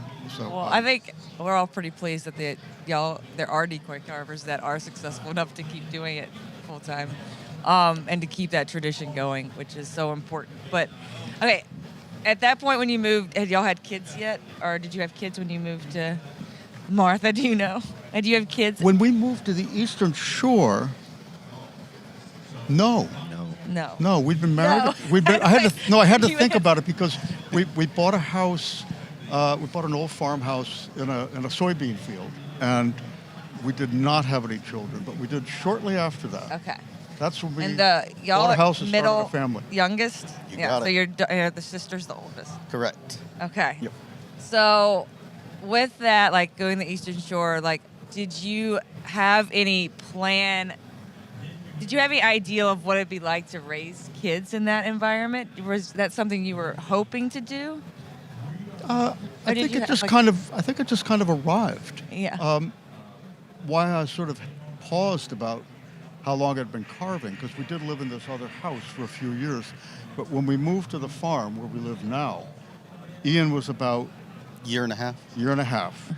And Delana, his older sister, was about 3, and they got out of the car, and we walked over toward the water, and it was a little bit of a hill, and the two of them kind of ran, rumbled, tumbled, rolled down the hill, and they just looked so happy, and I went, wow, what a great place to live. I mean, what a great first reaction from them. Yeah. And so it just unfolded, and I said, I just hope this was meant to be. Yeah. And it was. It was. Yeah. And you've been there for how long now? Moved there in '83, so A long time. it has been. I was 40 40-something years. Yeah. Yeah, that's a great. long time. So I want to know that because obviously as a carver and living there has influenced your sons and stuff in their career as with High and Dry and Copley and Decoys. So I just was wondering, like, as kids growing up there, what was that like for y'all? How did that impact you being where you were? It was totally normal. Yeah. I mean, you don't think about I it. did You're nothing kid. else. Yeah. So when did the outdoor? I mean, did you immediately start like being in the outdoors and everything as a kid? Like you're just drawn to it. Some of my first memories were just going down to the dock and spending the entire day crabbing on the dock. Papa will attest to that. It was just, I think I would just go down in my crab lines and my little nets, and I mean, it was either there or crawling around on the Papa's workbench. Yeah. It was just, again, seemed totally natural at the time. Yeah. Same. Yeah, it was an old waterfront farm, so we had a ton of coastline, really dynamic environment, not a lot of neighbors. And so the absolute wonderland to grow up with as a kid. But, the nature of it is it's normal, and I go back there now and you pinch yourself. But yeah, it was really great place to grow up, and thank you for giving us that introduction. Okay, so what you just mentioned a minute ago, Ian, but what is your first like memories of your dad in your dad's shop? Those really are some of my first memories. I just remember going out there and just sitting on his workbench and just kind of crawling around up there. And there's, you go to in the shop, there's shelves and little cubbies and screws and nails and eyeballs and fishing lures and shotgun shells and just all this paraphernalia that goes along with it. And, what's this, Papa? What's this? I don't know. And I don't know, I think I was like 5, I found a bass fishing lure. What's this? I was like, it's a fishing lure. Tell me more. So, yeah, Ian and I now have young daughters of our own, and so it's, for me, I know you're experiencing the same thing. Seeing our kids grow up and experience our workshops really brings a lot of that back. Yeah. And just, the little things of watching a 3-year-old learn how to use a real tool and taking it step by step. It's a fun process to be a part of. Is that nerve-wracking? I mean, was that nerve-wracking for you to like watch them use tools? You're not. No. You weren't Yeah. No. I mean, I don't think I would be, but my husband would freak out. Like, I don't know if he could handle the tools. I think if you use some common sense, you don't let them Mostly went pretty well. Yeah, you get them beyond themselves. We didn't start with hatchet. There's a tool called a spoke shave, and it's pretty safe because you have both hands wrapped around the tool, and you're actually cutting wood with it, and you get the sound of the wood being cut, and the wood, the curl of the wood coming off, and it's really very satisfying. And again, both hands are busy, so you're not going to cut your finger. Right. And you develop a nice feel for it, and that was kind of how they started. Yeah. That's funny because, like that's so not typical of most kids growing up. Really? I hate to tell you, that isn't normal. And I didn't have a normal childhood either, but that's also not normal. So, that's really interesting. So at what point did you, because you as a carver are not necessarily a carver as a hunting carver. You were more an aesthetic, artistic carver, would you say? I had never gone hunting in my life Yeah. when I carved my first decoy, and carved quite a few decoys for several years before I went hunting. And I met this really interesting guy, and he asked me where I hunted, and I didn't, and he was kind of surprised. Yeah. So he took me hunting, and I found it was, it was just another part of it. And I'm really glad I experienced it because it was absolutely wonderful to watch magic isn't quite the right word for it, but to put decoys out in a place in Long Island Sound in January and have birds coming right to the spot where you set it all up for them. Were they your decoys when you did it? No, they were actually silhouettes. Okay. And I'm thinking, how are these things going to attract anything? Because they're made out of plywood about this thick. Yeah. And you put them out on the water, and then once they went into action and stuff, they looked just like the real ducks. It was great. So how far into, because this is surprising, because if people look at your decoys, it's surprising that you didn't hunt some of them. Like, especially like this little blue-winged teal. It looks like you would have hunted more, like you looked at that to hunt with as a working decoy. Well, I do now. Yeah. And I make things, to hunt with. But I had to teach myself to do it, but also why am I doing it? And I think the attraction to me with decoys was they had this very universal appeal to them. That, and I'm not the first person to express this, but you could take, there's a decoy over in the goose exhibit, if anybody wants to go see it. You really should. And it's by Mr. Stafford. Charles Stafford? Yeah, Charles Stafford. Stafford. This looks like it could have been carved out of stone in China 6,000 years ago. It has that same sort of powerful appeal. And he made it to lure Canada geese. And that type of thing attracted me to decoys. It wasn't like, I want to make a bird and go hunting. I loved the idea that people had taken something that was going to be utilitarian, and I hadn't thought all this through yet. Right, yeah. But the design, that they didn't paint all the feathers, they painted feather groups, and it became like a graphic design, like a mask or fabric design, that type of thing. And I just found it fascinating, and I wanted to pick it up and pursue it. Yeah, that's really interesting. So, and like with that, like your dad's doing this more artistically, but did y'all start out carving in that mode, or did you start like wanting it to hunt? We grew up in a different era of understanding of decoys, and so to back up to when he started interacting with decoys, it's nothing like what we thought of today. Yeah. At the time, it was the early 1970s.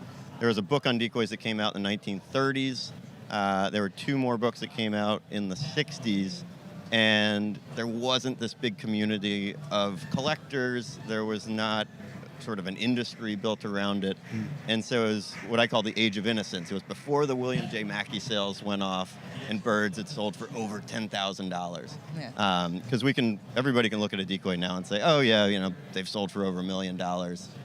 But back then, to be into decoys, you had to have a pure passion for it because there wasn't any money involved. Right. And so we grew up in a different context where the money was involved in the decoys from the very beginning because it's where all of our money came from. Right, yeah. Was Papa selling decoys. And legend has it, I was 6 when I carved and sold my first carving. And Ian, would have been about the same age, I guess. So it was definitely a different context that we started with. And we had a big kind of boost into what we now think of as sort of the modern decoy collecting scene. So what was like driving y'all at that young age? Like, what were you just wanting to do it because your dad was doing it? Like, why were you wanting to make them?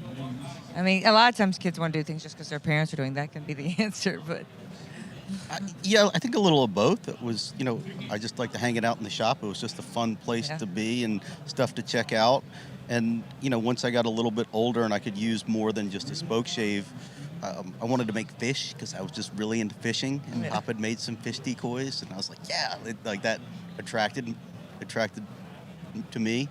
I think I was like 14, and I was like, we'd been dove hunting, but I hadn't been duck hunting, and I was like, I'm ready to go duck hunting. And I don't think the thought ever crossed my mind to like buy plastic decoys. Well, you hadn't grown up around them, so why would it? Yeah. I don't know. It's That's just not like, common. we'll make them. You can make your own. Yeah. We didn't have any money to buy plastic. I didn't have any money. Not that we would have considered it. But I mean, it's not like you didn't have someone like right next to you, like, well, you could just make them. Like, you had definitely the person to support that. Like, if I said I wanted to make my decoys when I was 14, my dad would be like, why? You could just go get some. Like, he wouldn't have. That would have been like the much more complicated answer. Oh, it's definitely probably cheaper and easier to buy plastic ones. But yeah, we had a way to do it, and I don't know. That's just kind of how we did things in our family. It was I don't know, if something broke, we tried to fix it. Pop up.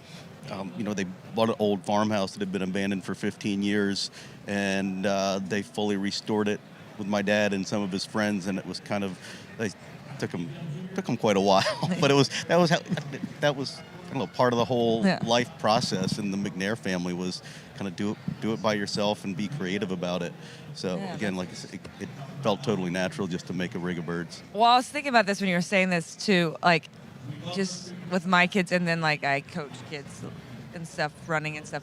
And were you just kind of good at? Because I noticed that with kids, like they don't want to do anything sometimes unless they are naturally good at something. And when someone tells them you're kind of good at that, it then like inspires them to like they really want to keep going. And I'm guessing since you started so young, y'all were pretty good to start. I mean, like, were they pretty good to They were start? naturally very good. Yeah, Both of them. I would assume so, and that inspires confidence and keeps them going. Yeah, and I didn't say that just to make them feel good. Yeah. No, they were really good. Yeah. Because like that, I just noticed that with my kids, like when they're the things that they are better at naturally, they lean that way, like just because they get more feedback about it, and they get more attention from it, so they continue to do that. So I'm sure you had to be. We had a good teacher. Yeah. Who was Thanks, easy? you guys are kind. Who was easier to teach? Never really thought about it. I think they both. I tried not to turn them into a copy of me, something, but let them express themselves, but help them when you're creating something. Listen, I want to make a decoy. Yeah. You want to make a decoy. Okay. What do I do first? You get going, and then you get to the part. I don't know what to do next. Yeah. So if you're teaching somebody, show them what to do next, and then let them do what feels natural to them. Maybe give them a little pushing, a little guidance, but guidance, but keep them going. So when you get stuck, this is what you do next. So you go through the process and teach them how to do it. And they were very good about. They just had a natural flair for it. I think they love the outdoors. Yeah. They love ducks and fish and things like that, and were able to express themselves. So I was happy to help them. The whole environment too was pretty conducive to learning how to carve and then being encouraged to carve more and then participate in the marketplace. Because my mom, who's sitting just off camera here, she homeschooled us for years, and my dad's workshop was a 1-minute walk from the house. Yeah. So we had this perpetual access to, and it was always an open workshop for us.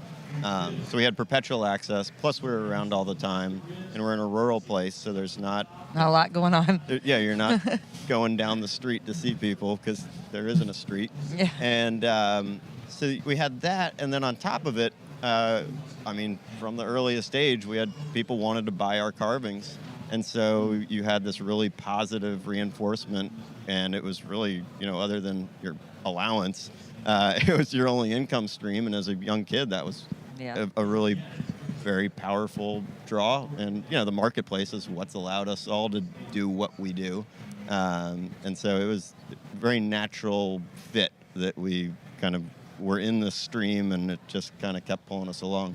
What was the first thing you carved?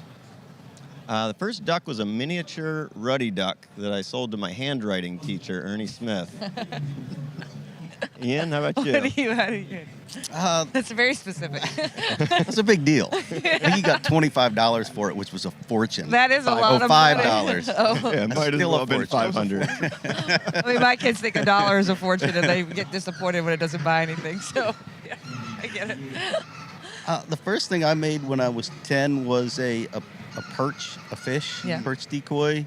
And then the first duck I made, Papa and I kind of made them together. I made a rig of black ducks, cork black ducks. Okay. Did you hunt with them? Oh yeah. That was. I took some of Papa's kind of cast off heads, and we had some cork kicking around, and patched them together and took them out on the bay. So, what was it like killing ducks over your decoys for the first time? Well, the first time the ducks came into my decoys, I missed. But they came in. They came in. That was, I don't know if everybody has the same experience, but that first time when you see ducks actually come into your decoys, it's a pretty special moment. And the fact that we actually made those decoys and put them out there and they actually worked, that satisfaction, and that, I don't know, something that you made with your own hands actually fooled, a duck that migrated down from somewhere in Canada is pretty special. I can imagine it's kind of like, the first time you call in a duck for the first time, Exactly. but threefold. It's a little bit bigger than that. You actually made the decoys too, but the first time you actually called a duck in, I bet it's similar. I think it's a similar experience. Yeah, absolutely. but much more, a little more. Katie, it might feel like the first time you publish a major book and put it out there and get rave reviews. I don't know if it's that. I don't know that feeling that you're familiar with right now. Thank you, Colin. It's it's crazy to think about. It's a very very complete feeling. All right, so you got me flustered, and now I don't remember where I was going. Perfect. All right, so with that, all that background of carving your decoys and growing up on the Virginia shore with your dad and all that, at what point, and then I don't know if I even have to answer this for myself, but at what point did you realize that you would go into a career that was heavy with that? I mean, I know with Colin, you went to art school and stuff. I don't know if you thought you were going to go into decoys when you went to school, but at some point, what point did it draw you back to kind of that original upbringing and being back in the world that you kind of started off in? I guess there's probably a long answer, at least for me, because I always knew that I would carve decoys or do something with my hands like I did growing up, just because it was something I really enjoyed. And so, through college, after college, I continued to carve, but it was kind of sporadic, in between, summer vacation, or I ended up traveling for most of my 20s and lived all over the world. But I'd usually take a little toolkit with me, some hand tools and something just to work on, just because, again, I enjoyed it. About the time I turned 30, my wife was she said, "We're done traveling, Ian. I'm going to become a school teacher." And it was also kind of got to the point where I was working on something sporadically, you don't really get better, or you do get better, then you fall off. And so, it's if I'm going to do this, I really need to focus on it. And so about 30, I decided to kind of make the transition to becoming a full-time decoy carver.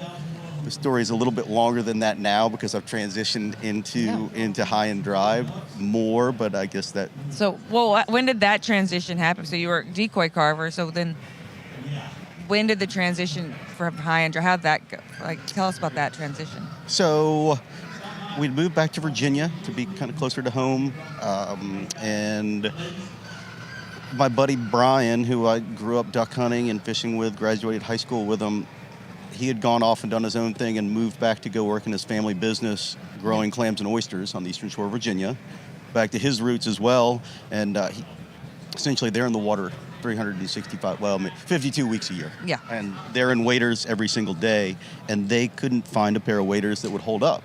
And so Brian's like, if my guys are wet, they're not going to be happy. And I can't find a wader that will keep my guys dry at a reasonable price. Yeah. So he's like, look, I got a problem. Can you help me solve it? You know, it'll be a little side hustle. We'll, outfit my guys. We'll, have some duck hunting waders. We'll make a little cash. And so that was like a decade ago. Yeah. And so high and dry obviously has grown considerably since then. And we both kind of transitioned into, Brian's quit his job with his family business and focusing completely on high and dry. And decoy carving, it kind of tends to do it at the same time. Yeah, I make time to do it. In the summertime we're a little bit slower, so I can get out in my workshop a little bit, so I can kind of bounce back and forth. So what do you think, how do you think like your decoy carving and growing up there helped you into going into high and dry? Oh, I guess it was, again, it all seems kind of natural because it was just kind of like, this is what I do, this is what I know, this is where I grew up. So I don't know, it's all been a pretty natural flow. It hasn't been like, I need to pivot into something and go back to school and learn a new skill. Obviously I've learned a lot along the way, but I guess coming from where I did and how I did, it all again, it all seemed pretty natural and pretty normal. Yeah, no, I feel that. Yeah. All right, you. Yeah, so what I was saying before about what's special about this event is it brings, him here, this wader company. I get to come here with Copley Fine Art Auctions. My dad gets to be here because, he's got decoys over in the museum. Yep. And so I think, from Ian's standpoint, being able to make that switch was pretty natural. And, we do that at the Southeastern Wildlife Expo. We do it at the Waterfowl Festival. We all get to come together throughout the year for these great crossover events. And, for me, I was, when I was home in the summer, I'd work on a charter boat during college in the beginning of the summer, and then I'd have a bunch of cash in my pocket, and I'd carve for the rest of the summer, and then sell all that stuff before I went to school. And so it was very clearly, decoys have always been a great way for me to not have to have a job. And then coming out of college, I was studying biology, and I thought I was going to go down oyster reef restoration path on the Chesapeake Bay. And then Steve O'Brien offered me a job with Copley Fine Art Auctions, which had just started. Steve had just, back in 2006, and this was 2008. You were young. I was. You were very young. We're the same age, so I know how old you were. Yeah, I was 21 years old coming out of college, and I thought, well, Lucky you. Well, the market hadn't absolutely fallen to pieces at the time he offered me the job. Yeah, it was about a month after I took my desk on Newbury Street in Boston that the market fell apart. And our whole generation had a trial by fire. Yeah. I was trying to become a museum employee. I remember it well. It's tough. So yeah, in 2008, Steve had just sold a couple of decoys for over $1 million each, and I was excited to get in there and be a part of the action. And then it was tougher than it looked like from the outside. I had no idea what goes into being an auctioneer. And that was going on 20 years ago now. And I've been able to carve on the side a little bit and kind of fits and starts. I got, right now the contemporary market is hitting all-time highs. Yeah. The Mark McNair record has fallen 3 times in our last 3 auctions. And we're seeing that for contemporary makers across the country. And so that's been really encouraging, and that's helped me focus on getting back in the workshop. Yeah, well, we need younger carvers, for sure. Absolutely. No, it's been. They're not getting. Yeah, they tend to keep getting older, but not any younger. So. Yeah. So again, it gets back to the market has been really encouraging, but I think that again, it's a really natural. Everything's just kind of fit together normally. I get to see my family around the country throughout the year. Yeah. And yeah. That's always that's and I have that now, and yeah, I get to hunt with my family now, and back when I was in Philadelphia that didn't happen so much, so yeah, that's nice. But all right, well, you got to a point, and I kind of want to, at this point, it'd be nice to transition over to kind of the process. Let's kind of go in and show people like what involved in making a decoy. Can you kind of help us with that, Mark? Do you need me to hold the mic for you, or can you do both? I'll pass you the mic when the time comes. How about that? Let's do that. So this is what the boys saw when they were younger. Okay. And what I had to teach myself, and I didn't do it in a vacuum. I knew people that worked wood, and I asked questions of people. And so to start off with with white cedar, and I brought a chunk of it right here, and I'm not going to chop anything out because I'll leave that for another time. But this is a piece of white cedar. This is that I brought with me. It's a nice straight grain. It's a beautiful wood. Smells great. These are for making boats, and it also makes wonderful decoys. So you start with a piece like this, and you take a band. Well, actually, I was going to say you take a bandsaw and you cut it out. But the first thing you really need is an idea. So you start with an idea so you know what you're drawing. So you draw on a piece of wood a pattern, and you take a bandsaw and you cut out a block like this. So you have a profile from the top, profile from the side. So you have length, height, and width, which is 3 dimensions. But that's not enough to express something that's moving. So we want a 4th dimension. We want a lovely endless line. And to create that, you take that block and hold this for me, Katie. I can? No, this one. No, this one. Here.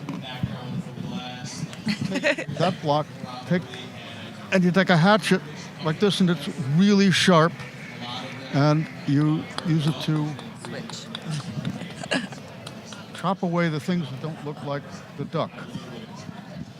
And then when you've removed most of that wood, take a spoke shave, and this is what the boys used when they were younger. And you make what they used to call curlies. And their little girls do this, and they do it really well. Oh, really? Oh, God. Does Eloise do Fun to this? watch them. All of them. Not there yet. Not there yet. We've done little demonstrations at like DU events and things like that, and his little girls get up there with a spoke shave, and they always have a crowd, and people are just, look at this, it's so much fun. It's joy. So you give it a nice shape. This needs a little bit more finishing work, but you work on this until it's attractive. Yep. And then you cut it in half and you hollow it like this. So, and I use hold that 1 second. Use a gouge like this. And to scoop the inside of it out so it's nice and smooth and nicely balanced. And I found that if you do a nice job hollowing it, you tend to do a nicer job finishing it. Okay. It's a mental thing. Okay. Now, from there, hold on to that while I grab this.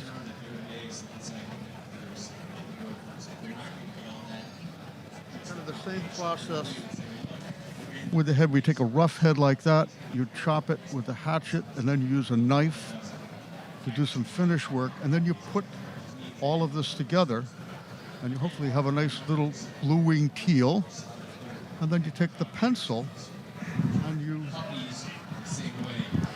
delineate what are the feather groups, but you turn them into something that's a nice graphic design, and you have that lovely crescent moon on the face. I just happen to like blue-winged teal, which is why I brought this one. And then when this, you finished, you have, it's painted. We're not going to do that here either, but that's just part of the alchemy. And you have a finished bird. So you take starts with a log, and you end up with a bird like this. And it's basically what you have is a little boat. And I think if you toss this in the water, it'll self-right. And I think it's a sweet little bird. And as you can see, I didn't paint all the feathers, but I indicated them using a design. Yeah. That's it in a nutshell. Yeah, no, I get it. Let me see it. Take it. I feel like I'm louder all of a sudden. Am I louder? I don't know. Yeah, so, okay, can you talk to us about the paint a little bit and your process of that? Like, so you do wet on wet, I'm guessing. Oh, everything. Yeah, everything's wet. How long would it take you to paint this decoy? According to my watch, it's timeless. I don't pay any attention to time. Yeah. What I do know is that the more you paint, the more efficient you become. Right. And I really don't watch the clock. A lot of times you just have to stop and let things. Right. You have to let something dry because it's a process. And you asked about wet on wet. Yes, some of that is wet on wet. Some of that is dry brush. There's a lot of transparencies there. Mm-hmm. Yes, you're looking at it, you're like, oh, I'm looking at the paint. You go, no, I'm actually looking at the color of the wood. Mm-hmm. And it's built up through, well, if you think about this, like paint can be opaque and it can be transparent. And because I want a lot of wood to show, because wood just has luscious. Yeah. And got a nice glow to it. So I paint it so that glow of the wood will be coming through the finish. So you could use varnishes and oils to apply color, but it's still transparent. And I like old finishes. I grew up in a very old town where there were like lots and lots of homes that were 200 and 300 years old. And so floors were worn and the banisters were worn, and I like the glow of wood, and I like the glow of. One of the things that attracts me about decoys, so I paint them that way. Yeah, your decoys definitely have a warmth to them. Yeah. If I was going to paint that on a canvas, I would paint it like that. So okay. I would paint it to look like that. Like if it was a bowl of apples, I would paint it to look like that. Like that warmth. Yeah. Vision for this is my little dream blue-winged teal. Yeah, I like him. Thanks. He's cute. Well, good. I mean, I wasn't surprised that I liked him, but I like him. You know what? You're holding it, too, which is something that I think is, I like. Yeah. You don't want to, I don't want to touch that because I might, damage. Okay, that's interesting to put because you don't necessarily do, I mean, your decoys aren't necessarily made for hunting rigs. They're usually like in people's homes. So, but you still really want them to be handled and... If they don't float properly... Well, then they're not really a decoy. They're not really if it's not nailed together properly. I use all what I said before about hollowing it nicely, that's really important. Yeah. You do that if you stay with it. I remember somebody told me once before about hollowing. I said, no, I don't bother. Maybe there are two pieces, right? The body. And I said, I don't bother hollowing because nobody's going to know the difference. And I went... I don't think that's the way I want to approach it. Yeah. I'll know the difference. You'll know the difference, and that's what matters. Yeah. So, and I think it was Donald O'Brien said this about a decoy. If it doesn't float properly, it's not really a decoy. So, are my birds going to end up on a mantle? Yeah. No. I know that, but you can still take them to go hunting. Yeah. As a matter of fact, last time the three of us all hunted together last season, oh, yeah. we were at a very nice hunting lodge, which had a very nice decoy collection, and we got the keys to the decoy cases, and we jailbroke about $10,000 worth of decoys, got some lines on them, and we had a fantastic mallard shoot. Oh, nice. So- How did they feel about those decoys going hunting? It was perfect. It was the owner's idea. Oh, good. Yeah. I guess you really kind of have to have their permission for that. No, he had a big smile on his face when we pulled him out the night before. And I think it made him as happy as it made me to see him come out of there. Good hunt too. Yeah. Great hunt. Yeah. It was a quality hunt. No, so there definitely is that you have to respect the value of them. You can't just hunt over any birds you want all the time. But yeah, keeping it honest and getting them out in the field is definitely. I mean, that's what they're made for. It's always been part of how we've made things. And one thing that's been really fun to see is how decoys have continued to evolve. And so outside of the world of duck decoys now, you have, actually Don O'Brien was part of the Puffin Project, where they started using puffin for conservation work. And now decoys are used for conservation efforts around the world, especially with seabird species. Yep. And we got connected with a gentleman, Matt Aberhard, who's a world-class nature filmmaker. And he's using a rig of my dad's golden plover to decoy in golden plover to help tell a story with a very entirely conservation-minded goal. And so he's taking golden plover decoys out into the plains of Kansas and filming with them.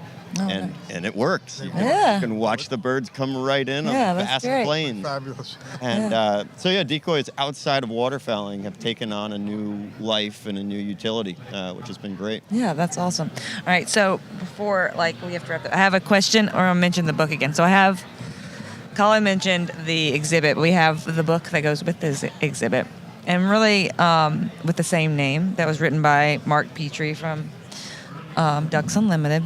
All right, so in this book, we have one of your decoys. Let me find it. I think try the title page. Well, it is on the title page, but I want the whole image. Okay. So I'm being particular about which image I want. So give me a second. I know where it is. I helped put this book together, so I'm very aware of where it is.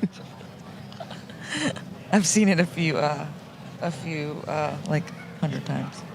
So for those of you at home, Katie is flipping through a book that represents or is built around a collection of decoys that is an unprecedented group of Canada geese. Oh, and this one, this Canada goose. I think if Colin is correct on the date, he said it was 1983, so pre your existence, Colin. Just go with it, Papa. That sounds about right. That sounds about right. Okay, good. That keeps him. He can keep his title as decoy specialist. So, do you remember making this decoy? Yes, I do. Can you tell us a story about this decoy? Well, you need this book. Here, take the book. No, you hold got on it. to the book. Okay. I think I'm good. I really like Canada geese. Yeah. I don't make all. I'll make them for a while and then segue into something else. And I'm not exactly sure what stimulated. Probably the wood. Wood often has the piece of wood will trigger something because I'm always thinking about birds. Yeah. But I'm going to guess the Canada geese were migrating, and they were starting to hearing them and go outside to look at them. And I had some logs. And I've had other friends tell me the same thing. You go out to make something, you just go, that log right there looks like a Canada goose. And the next that's what you start off making, even if you had another. Yeah, no. There's a lot of spontaneity to it, and I think that's a true story, but I don't remember all the particulars. But obviously, I wanted to make a Canada at that point, and I think I made several.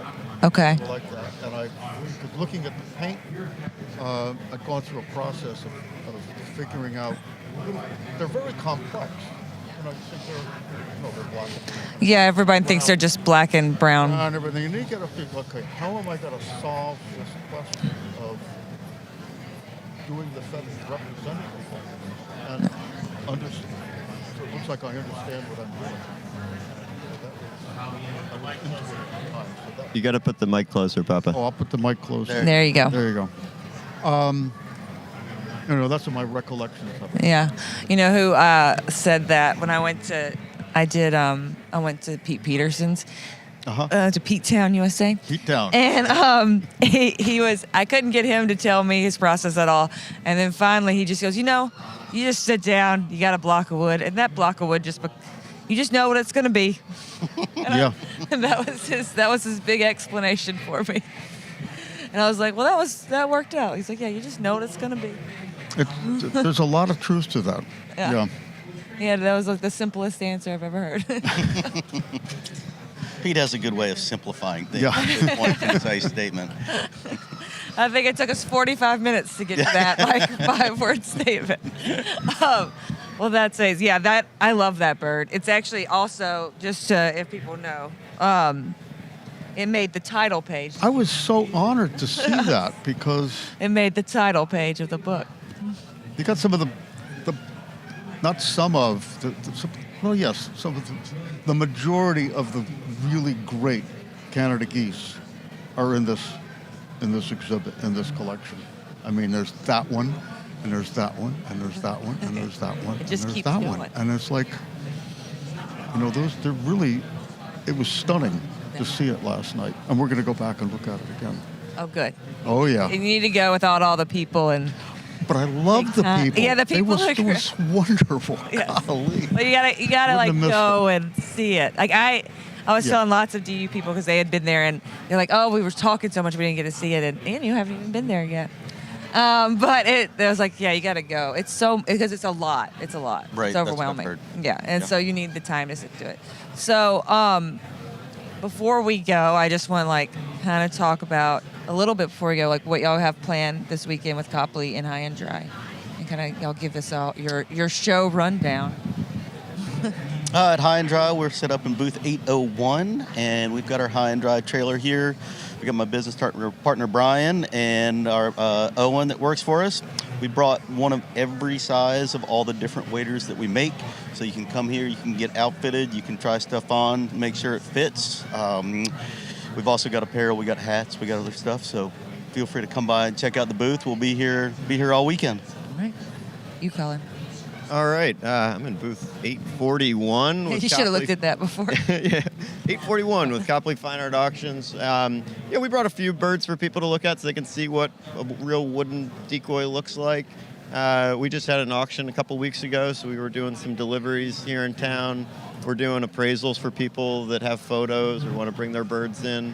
And really just having a great time with the DU family. Anything old wooden decoy related or sporting art related, we're the resource here for you. And also I can't wait to get back over to, big part of my agenda is going back to the goose exhibit and spending more time. So it really is special. And then how long are y'all going to be here, Mark? All weekend. Okay, so if you see Mark walking around, you have to stop. You have to stop. They have to stop you and get you to tell some stories. Okay. It is definitely worth the visit with you to kind of get to see. Thank you, Katie. Thanks very much for making all of this happen. Yeah. That's really why we came. Yeah. To see you, see what you've done, the book, to see the exhibit. And so Martha and I drove out. Y'all drove? We did. Impressive. Well, it's nice to go see America. Yeah, it is. I See agree. where my fellow Americans live. Well, yeah. No. Well, thank you for making the drive. Our pleasure. All right. Well, thank you, Colin, for being on the show. And we get to see the boys. Oh, yeah, that too. Thanks for being on here for let's make it half a dozen, I guess, next time. Keep them rolling. Yeah, and Ian, thanks for coming on. Thank you, Katie. And thank you, Mark. Thank you very much, Katie. Thanks, everybody, for joining the DUX Unlimited podcast.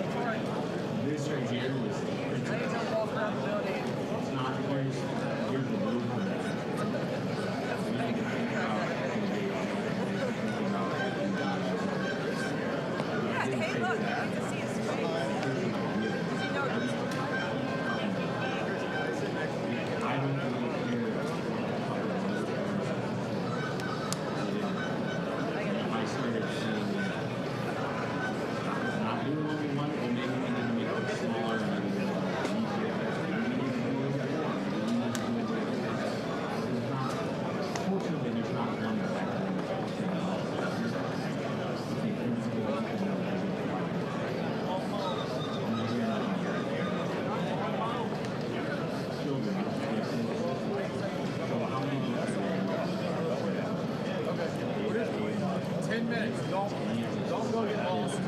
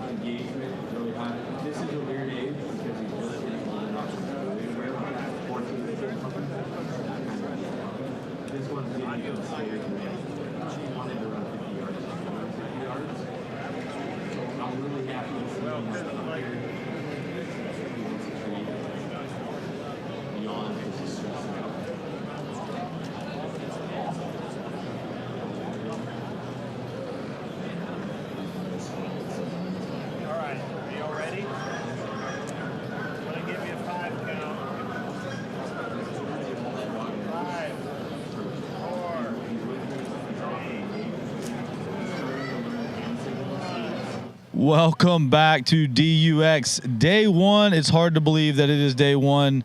The doors have been open for 5 hours now. The crowd has been incredible. And I am joined by an incredible group of guys. The guys that restored this duck den.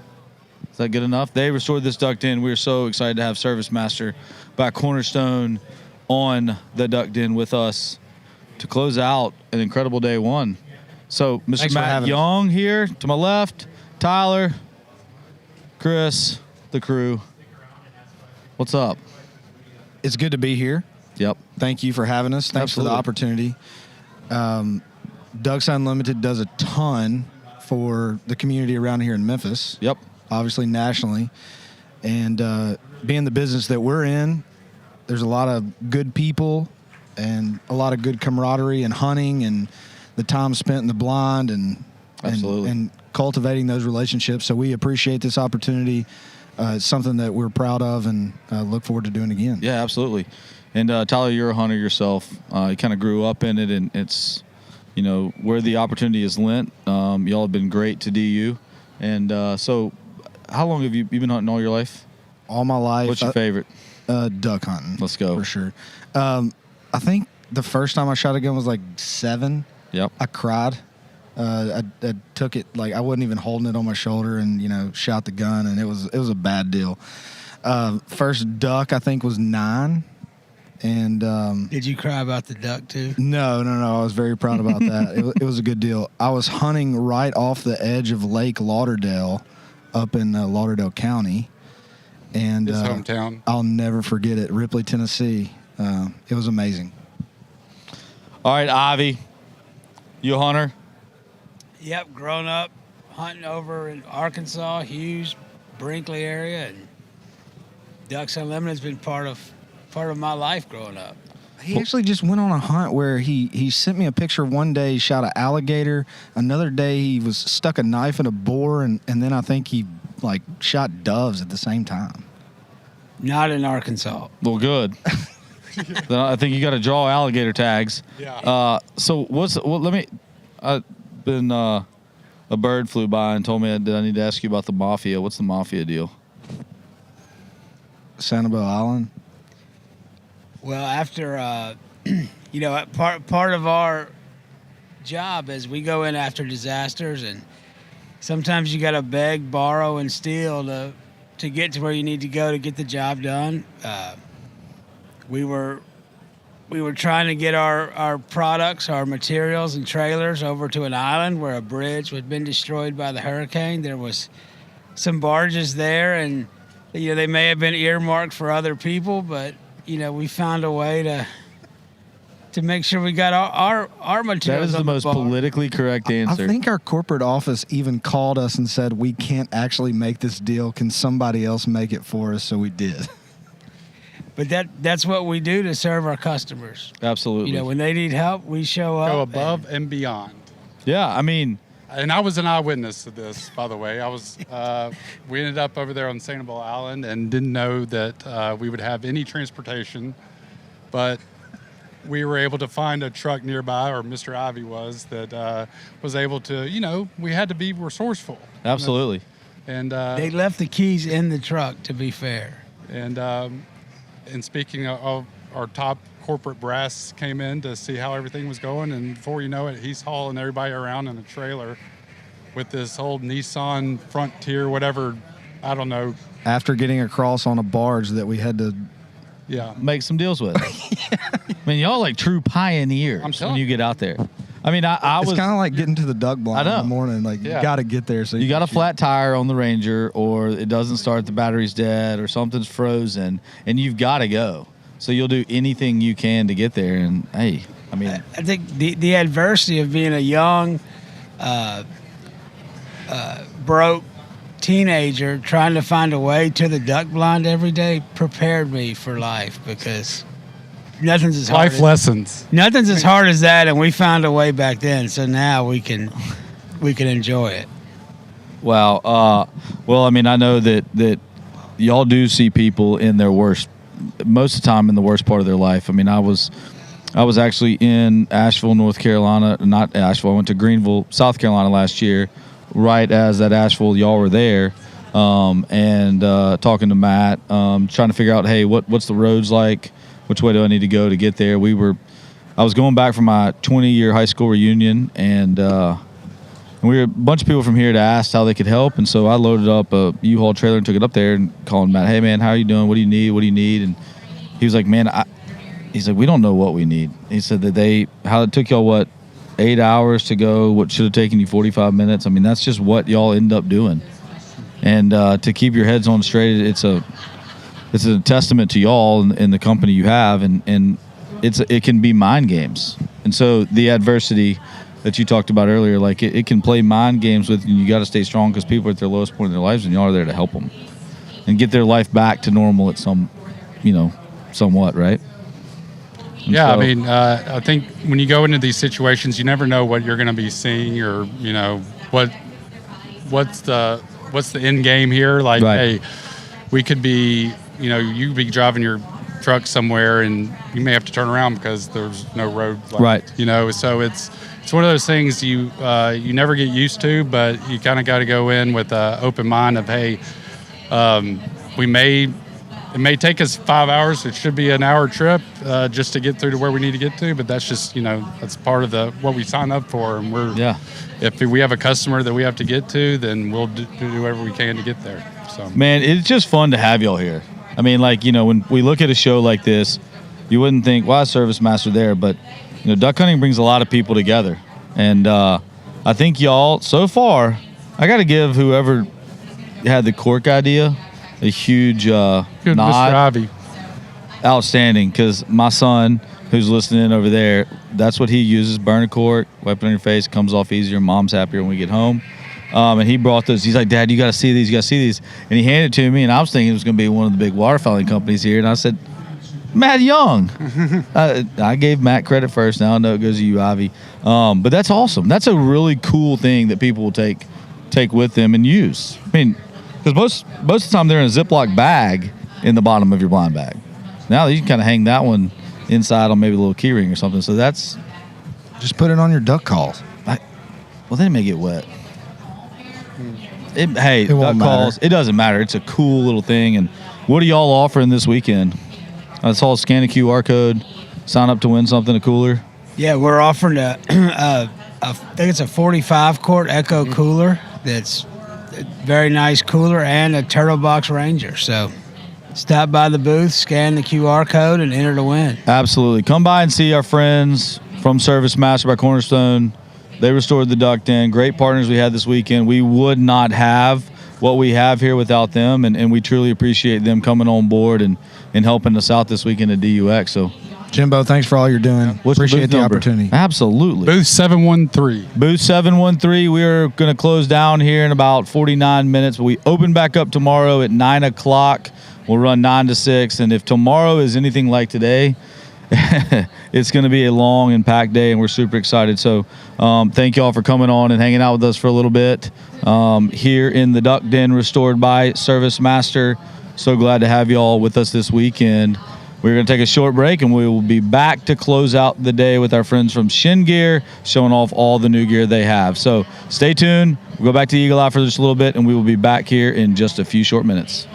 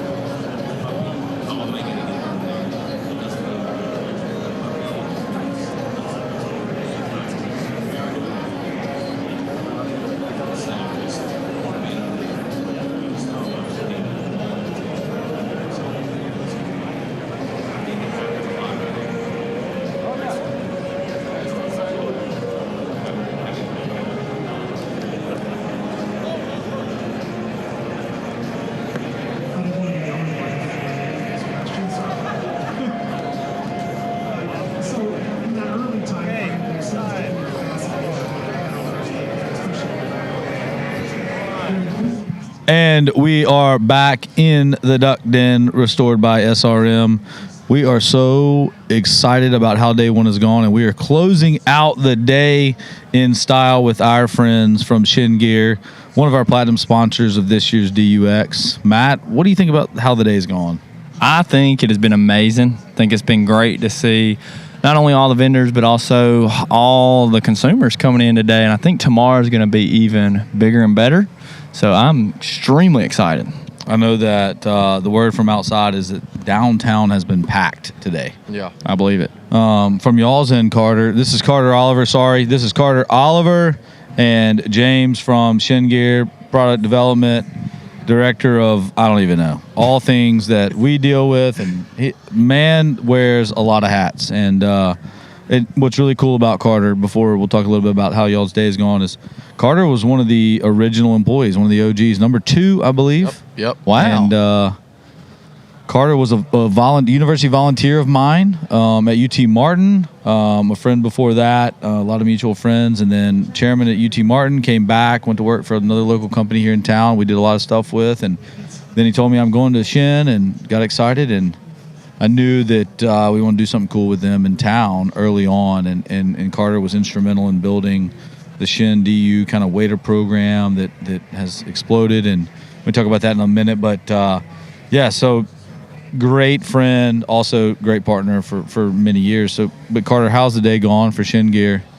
Today has gone great. I mean, Fridays at shows are always, hit or miss, but I think this has been astronomical. I mean, it has been an awesome day. A lot of new faces, a lot of familiar faces. That's what I love about kind of what I do for Shin. Do trade shows all over the country. I just get to meet so many people and make so many meaningful connections. So I think this today and tomorrow is going to be even better. So yeah, it's exciting. You're a Memphis boy. I am. So to see the show in your hometown, home turf, it's got to makes it even more special. Yeah, absolutely. So James, how's it been going on your end? It's been good. I mean, what's really fun about these expos for me is just you work so long on all the new product. You're working on it for months and months. So to get it here, get it to the expo, see customers reacting to it, loving the product, it's really gratifying. So I enjoy that a lot about working, shows like this. Man, you just nailed what Matt and I think about the Duck Den. Yeah. I mean, speaking of those products, though, and that you've worked really hard on, sure, we have a couple here. That's laid right. in front of us. Can you give us a little rundown of what we got here? Yes. Give our viewers a little peek. For sure. So what we've got here are a few of our new products for this year. These are entirely new products for us. We also have some new color ads, but we really wanted to go over what's completely new for Shin this year. So pieces we're going to walk through is our Scout jacket here, as well as our wax canvas goose down jacket and our Flyway Jack shirt. Let me see the Flyway Jack shirt. I know this one was a hit last year, but this jacket right here, this was in a pullover, right? Correct. Yeah, pullover last year. Super comfortable, very versatile. Yeah, we changed a few features. I'll let James touch on it. Change a few features, but it's going to be a really good piece for the hunter to throw over, similar like they would do a hydrolock, but a bonded fleece, just gives you that protection, and the outer shell gives you that protection from the elements. But go ahead and talk about all the technical. So it's got a full length zipper, which is different, and then you have some high hand pockets here. They're not zippered, so it just makes it really easy to get in and out of. They're lined with a brush tricot, which is just a very soft knit material that gives you some warmth and some comfort. You have these lower hand pockets here where you can put some things, or you can put your hands. And then this fabric, to Carter's point, it's a hard shell. It's got a membrane, so what it's going to do is it's going to cut the wind really well. It's water resistant. It's treated with DWR. So it's a really versatile piece the way we built it. So when it's early season and it's warm, you can just wear something like merino wool top or our 60 series. And then as it gets cooler, you could throw something like our camp jacket or that Flyway Jack shirt underneath it and kind of really bump the heat up. So it was a piece that I wore all season, and it's great for those colder days as well as just cutting the wind when you're boat riding. I like how it's full zip too. Yeah. Full zip makes it really I am a easy full to get zip on and man. off. All Me day long. too. For me, it depends on the piece. Like if it's got a lot of stretch, I like a pullover. But this piece, since it's a harder shell, having that full zip makes it really easy to get on and off. Man, full zippers, huh? Full zipper. I'm a full zipper. All right. All right, give us. All right, what's this? next, Because which I'm obsessed the with. vest in this Yeah. was one of the best things I've ever worn. And it's Killer. been And hot. Yeah, and the vest is a great seller for us. It's been very successful, so it felt like a very natural progression for us to offer the jacket version of that vest, and that's what you see here. So to go over it a little bit, exterior of the garment is 1010 wax. Hold that up, Jimbo. Hold that up. And by the way, James is a connoisseur of vintage camo. I'm a second. Well, he's to also that, sitting here James. talking about these knitted materials, and I'm like, I'm just watching him talk. I'm like, this guy knows it all. I like vintage stuff too. Try not to nerd out too hard. But just No, that's awesome. People want to hear it. Yeah. So this is the jacket version of our vest. The exterior of the garment is a 1010 wax cotton canvas, and then it's insulated with 100% goose down, 100 grams of goose down insulation, and it's lined with a nylon fabric too. Do you want me to tell you what I like about that too? Is it's so simple. There's not 40 pockets on the front of That's it. right. There's not a high, low, side, upper. It's got that one pocket. It's got your side pockets. That's sleek. Yeah, and I like, a lot of down jackets are bulky. Yep, and very. that's what we wanted to get away from. We wanted that sleeker look, but also the same performance of that down. That's So right. I think we hit it right on the head. No with this doubt. jacket. I think it looks. I mean, I'm not going to take anything away from the wax jacket, but it looks a little more comfortable. It is. I believe it is. What's the difference in that and this? The material?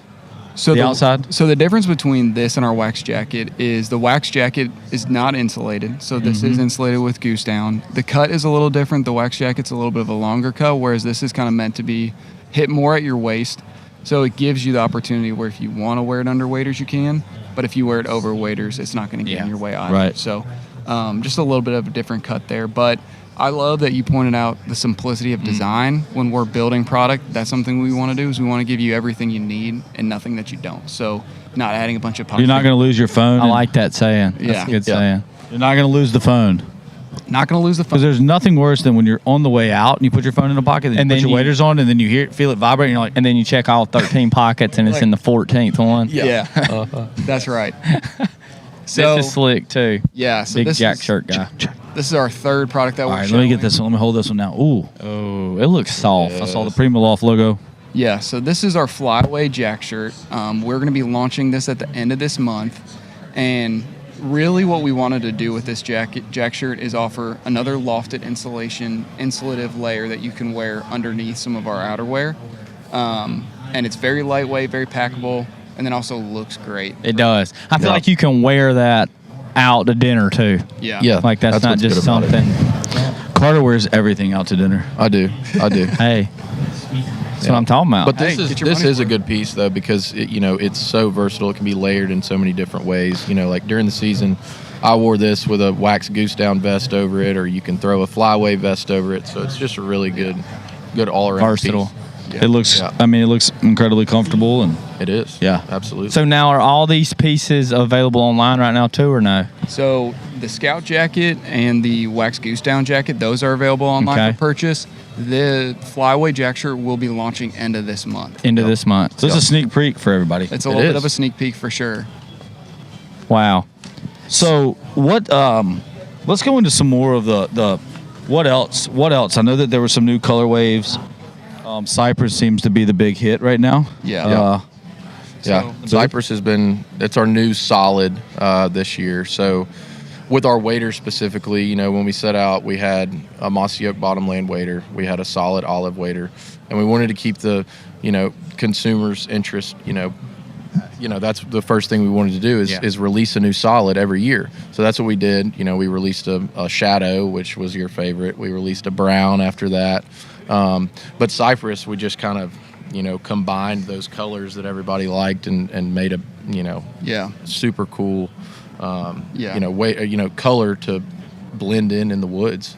Yeah, that's really, when we look at our solid color palettes, we really want to offer colors that are naturally found in your environment when you're hunting, and then work well with the mossy oak patterns we do use. And so Cypress was one we felt really good about, and we find works very well with all of our patterns. So you have it in our wader.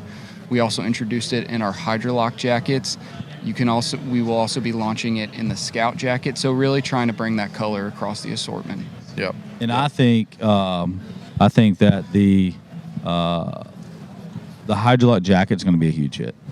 Because it's one of the things that you and I have talked about from day one is solid in the solid in a raincoat, because that raincoat is so versatile. It's so good to do that we wanted that opportunity to be able to wear it outside of hunting season. And I'm not one of the ones that wears camo, a lot outside of duck season and turkey season and the hunting seasons, but I love to be excited to wear that rain jacket. For sure. Yeah. And the solid colors are great because, they work with the camo patterns. You can hunt in them, but then they also have great casual application too. So you can really get your bang for your buck with those. Yep. So what booth are y'all at, to our listeners and watchers that may be attending tomorrow so they can swing by? We are at booth 534. So 534. The big sign hanging from the ceiling. Yeah. Can't really miss us. So swing by, check everything out. And Shin, we like to say after Purina booth, Shin was number 2 booth. Yep. Have a sweet spot in the DUX show. Yeah. Center of the room. Great partners for DUX Unlimited, our event system. Great partners in the event system. Yep. We have a great program. And one of the things that Shin decided early on as a direct-to-consumer business, they wanted to get the waders out in the public. And Carter pointed this out early on, is that, hey, I'm gonna let's try to get the waders in the hands of the regional directors to take to those events, so that people can feel them, touch them, try them on if they want. We tried a couple local events, and it was a big hit. And so that's what Carter did. Is Carter set up a wader program where RDs would buy a wader and they take it to the event and either use it in a raffle or a live auction, and it became very, very popular and transpired into guys now doing all kinds of different packages, camp packages, a lot of different jackets inside of the event system. Got a big giveaway here too. Yeah. And that was a huge thing for us, was driving people, because for us the event was sold out. So what else there's not much we can do. Yeah. But getting people in these doors to make it worthwhile to the vendors was a huge deal. And Polaris stepped up big and donated that side by side, and then Shin came on the backside and created the Shin collection. And it's basically, it's not one of everything, but it's outfits. It's thought through by the team, Dylan and Carter and Grayson and that group over there. Thought through. Okay, let's give a T-shirt and casual pants and boots, and then all right, let's do a camp set that somebody could put on when they got back from hunting. All right, then we got a full hunting set. We got a set they could wear turkey hunting. A set they could wear waterfowl hunting. And it was just a complete. We called it a Shin collection because I think that's a good name for it. Yeah. Yep. But it's basically one of something that you can use for a full weekend. You can pack this bag up and throw your DOP kit in there and grab your undies and head out to hunting camp for the weekend. You'll have plenty to wear. And that's all. I mean, that is a testament to them and their support for DUX this year. Yeah. Yep. Full Shin family package. There you go. Family Year package. round. There you go. Shin Collection family package. And That's so they even threw in a little bonus today. We had a lot of kids wanted to sign up, be members, and so awesome. we didn't want to turn them away. So what we talked to the guys at Shin about is, hey, if somebody under 18 wins, they're going to deck out Little Man and the youth set. Yep. How cool is that? That's another nod to them. Is they're great partners to the DUX show and DU as a whole, and being a Memphis company. Yeah. Even got the mayor in there yesterday. Carter had the mayor almost about to buy some wares. Oh, yeah. I tried. But you know what? He told us that he wants to go hunting. Really? Yep. And Let's do it. Wow. We're going to get him tricked out in some gear, and yeah, he wants to go hunting. So. That's awesome. That'd be amazing. Yep. Well, I know y'all got a busy end of the day, and yep. Man, we really appreciate you. No, thank you. Anything else? I do want to ask you one more thing. Sure. So Jeff Jones, before I met you today, That's right. Jeff Jones to me was one of the most knowledgeable people about materials and fabrics and camo. As a guy who said earlier that you live in that world, what is he like? He's great. I mean, he's a great guy. You know, he's a character, and I mean, the reality is having him on the team and getting to work with him, I get to learn a lot from him. Is he the godfather of hunting close? I would argue that he is 100%. I mean, all these new products that we work on, you know, we work hand in hand with him, and so feel very fortunate to get work with him. You know, he wouldn't care, but you know, you got to start at Drake, and I tell this story all the time about him in person. I like to tell it when he's not around, but you know, to me, one of the most popular items to ever. The Expo will close in 30 minutes. Thanks for coming, and we'll see you tomorrow. Getting close to closing time. Yeah, 30 minutes left. Thanks, Clay. Clay Baird, the voice of God, as he likes to call it. But Jeff is created the vest, the Drake vest, that every single person that I know owned. Absolutely. Yeah. And the magnetic pockets was something he put on those jackets that has transformed the waterfowling industry as it come to close. And so it's just a nod to him. I think he's I very, think the world of him. very innovative, very smart. It's one of those things where getting to work with him, you kind of get to see how his brain works, and it gets to rub off on you. So it's great. I don't want to talk about him too much. Yeah, I mean, I remember even when it was just me and Morgan there, and you know, I'd come in and be like, Jeff, you know, I've got a really good idea. You know, I think we could make this product, this feature, that. I'd be like, all right. Like, okay, that's it. All right, have a good day. And then 3 weeks later, he'd come back with something better, a sample even better. And I'm like, okay, you are a mad scientist. You are. Seriously. Yeah. So it's pretty cool. Well, learned a lot from him. Absolutely. We all have. And yeah, thank y'all for being here. Yeah, thank y'all for taking the time at the end of the day to spend some time with us in the Duck Den. Thank you for being a platinum sponsor this weekend. And I know we got some more stuff to do with y'all. And we'll definitely have y'all over here on Sunday afternoon when we draw that Chin collection and see that excited winner. It's going to be a great day. And I am really looking forward to tomorrow. So we are going to take a short break, and then Matt and I are going to come back and wrap up day one, do a little quick recap, and get ready for tomorrow. But we're going to click back to the Eagle Eye here. Thanks again, James. Thanks, y'all. Carter, as Thank y'all, always. boys. Thanks for being a having us friend so and much. being a great partner for us. Thank y'all very much. Yep. Thanks.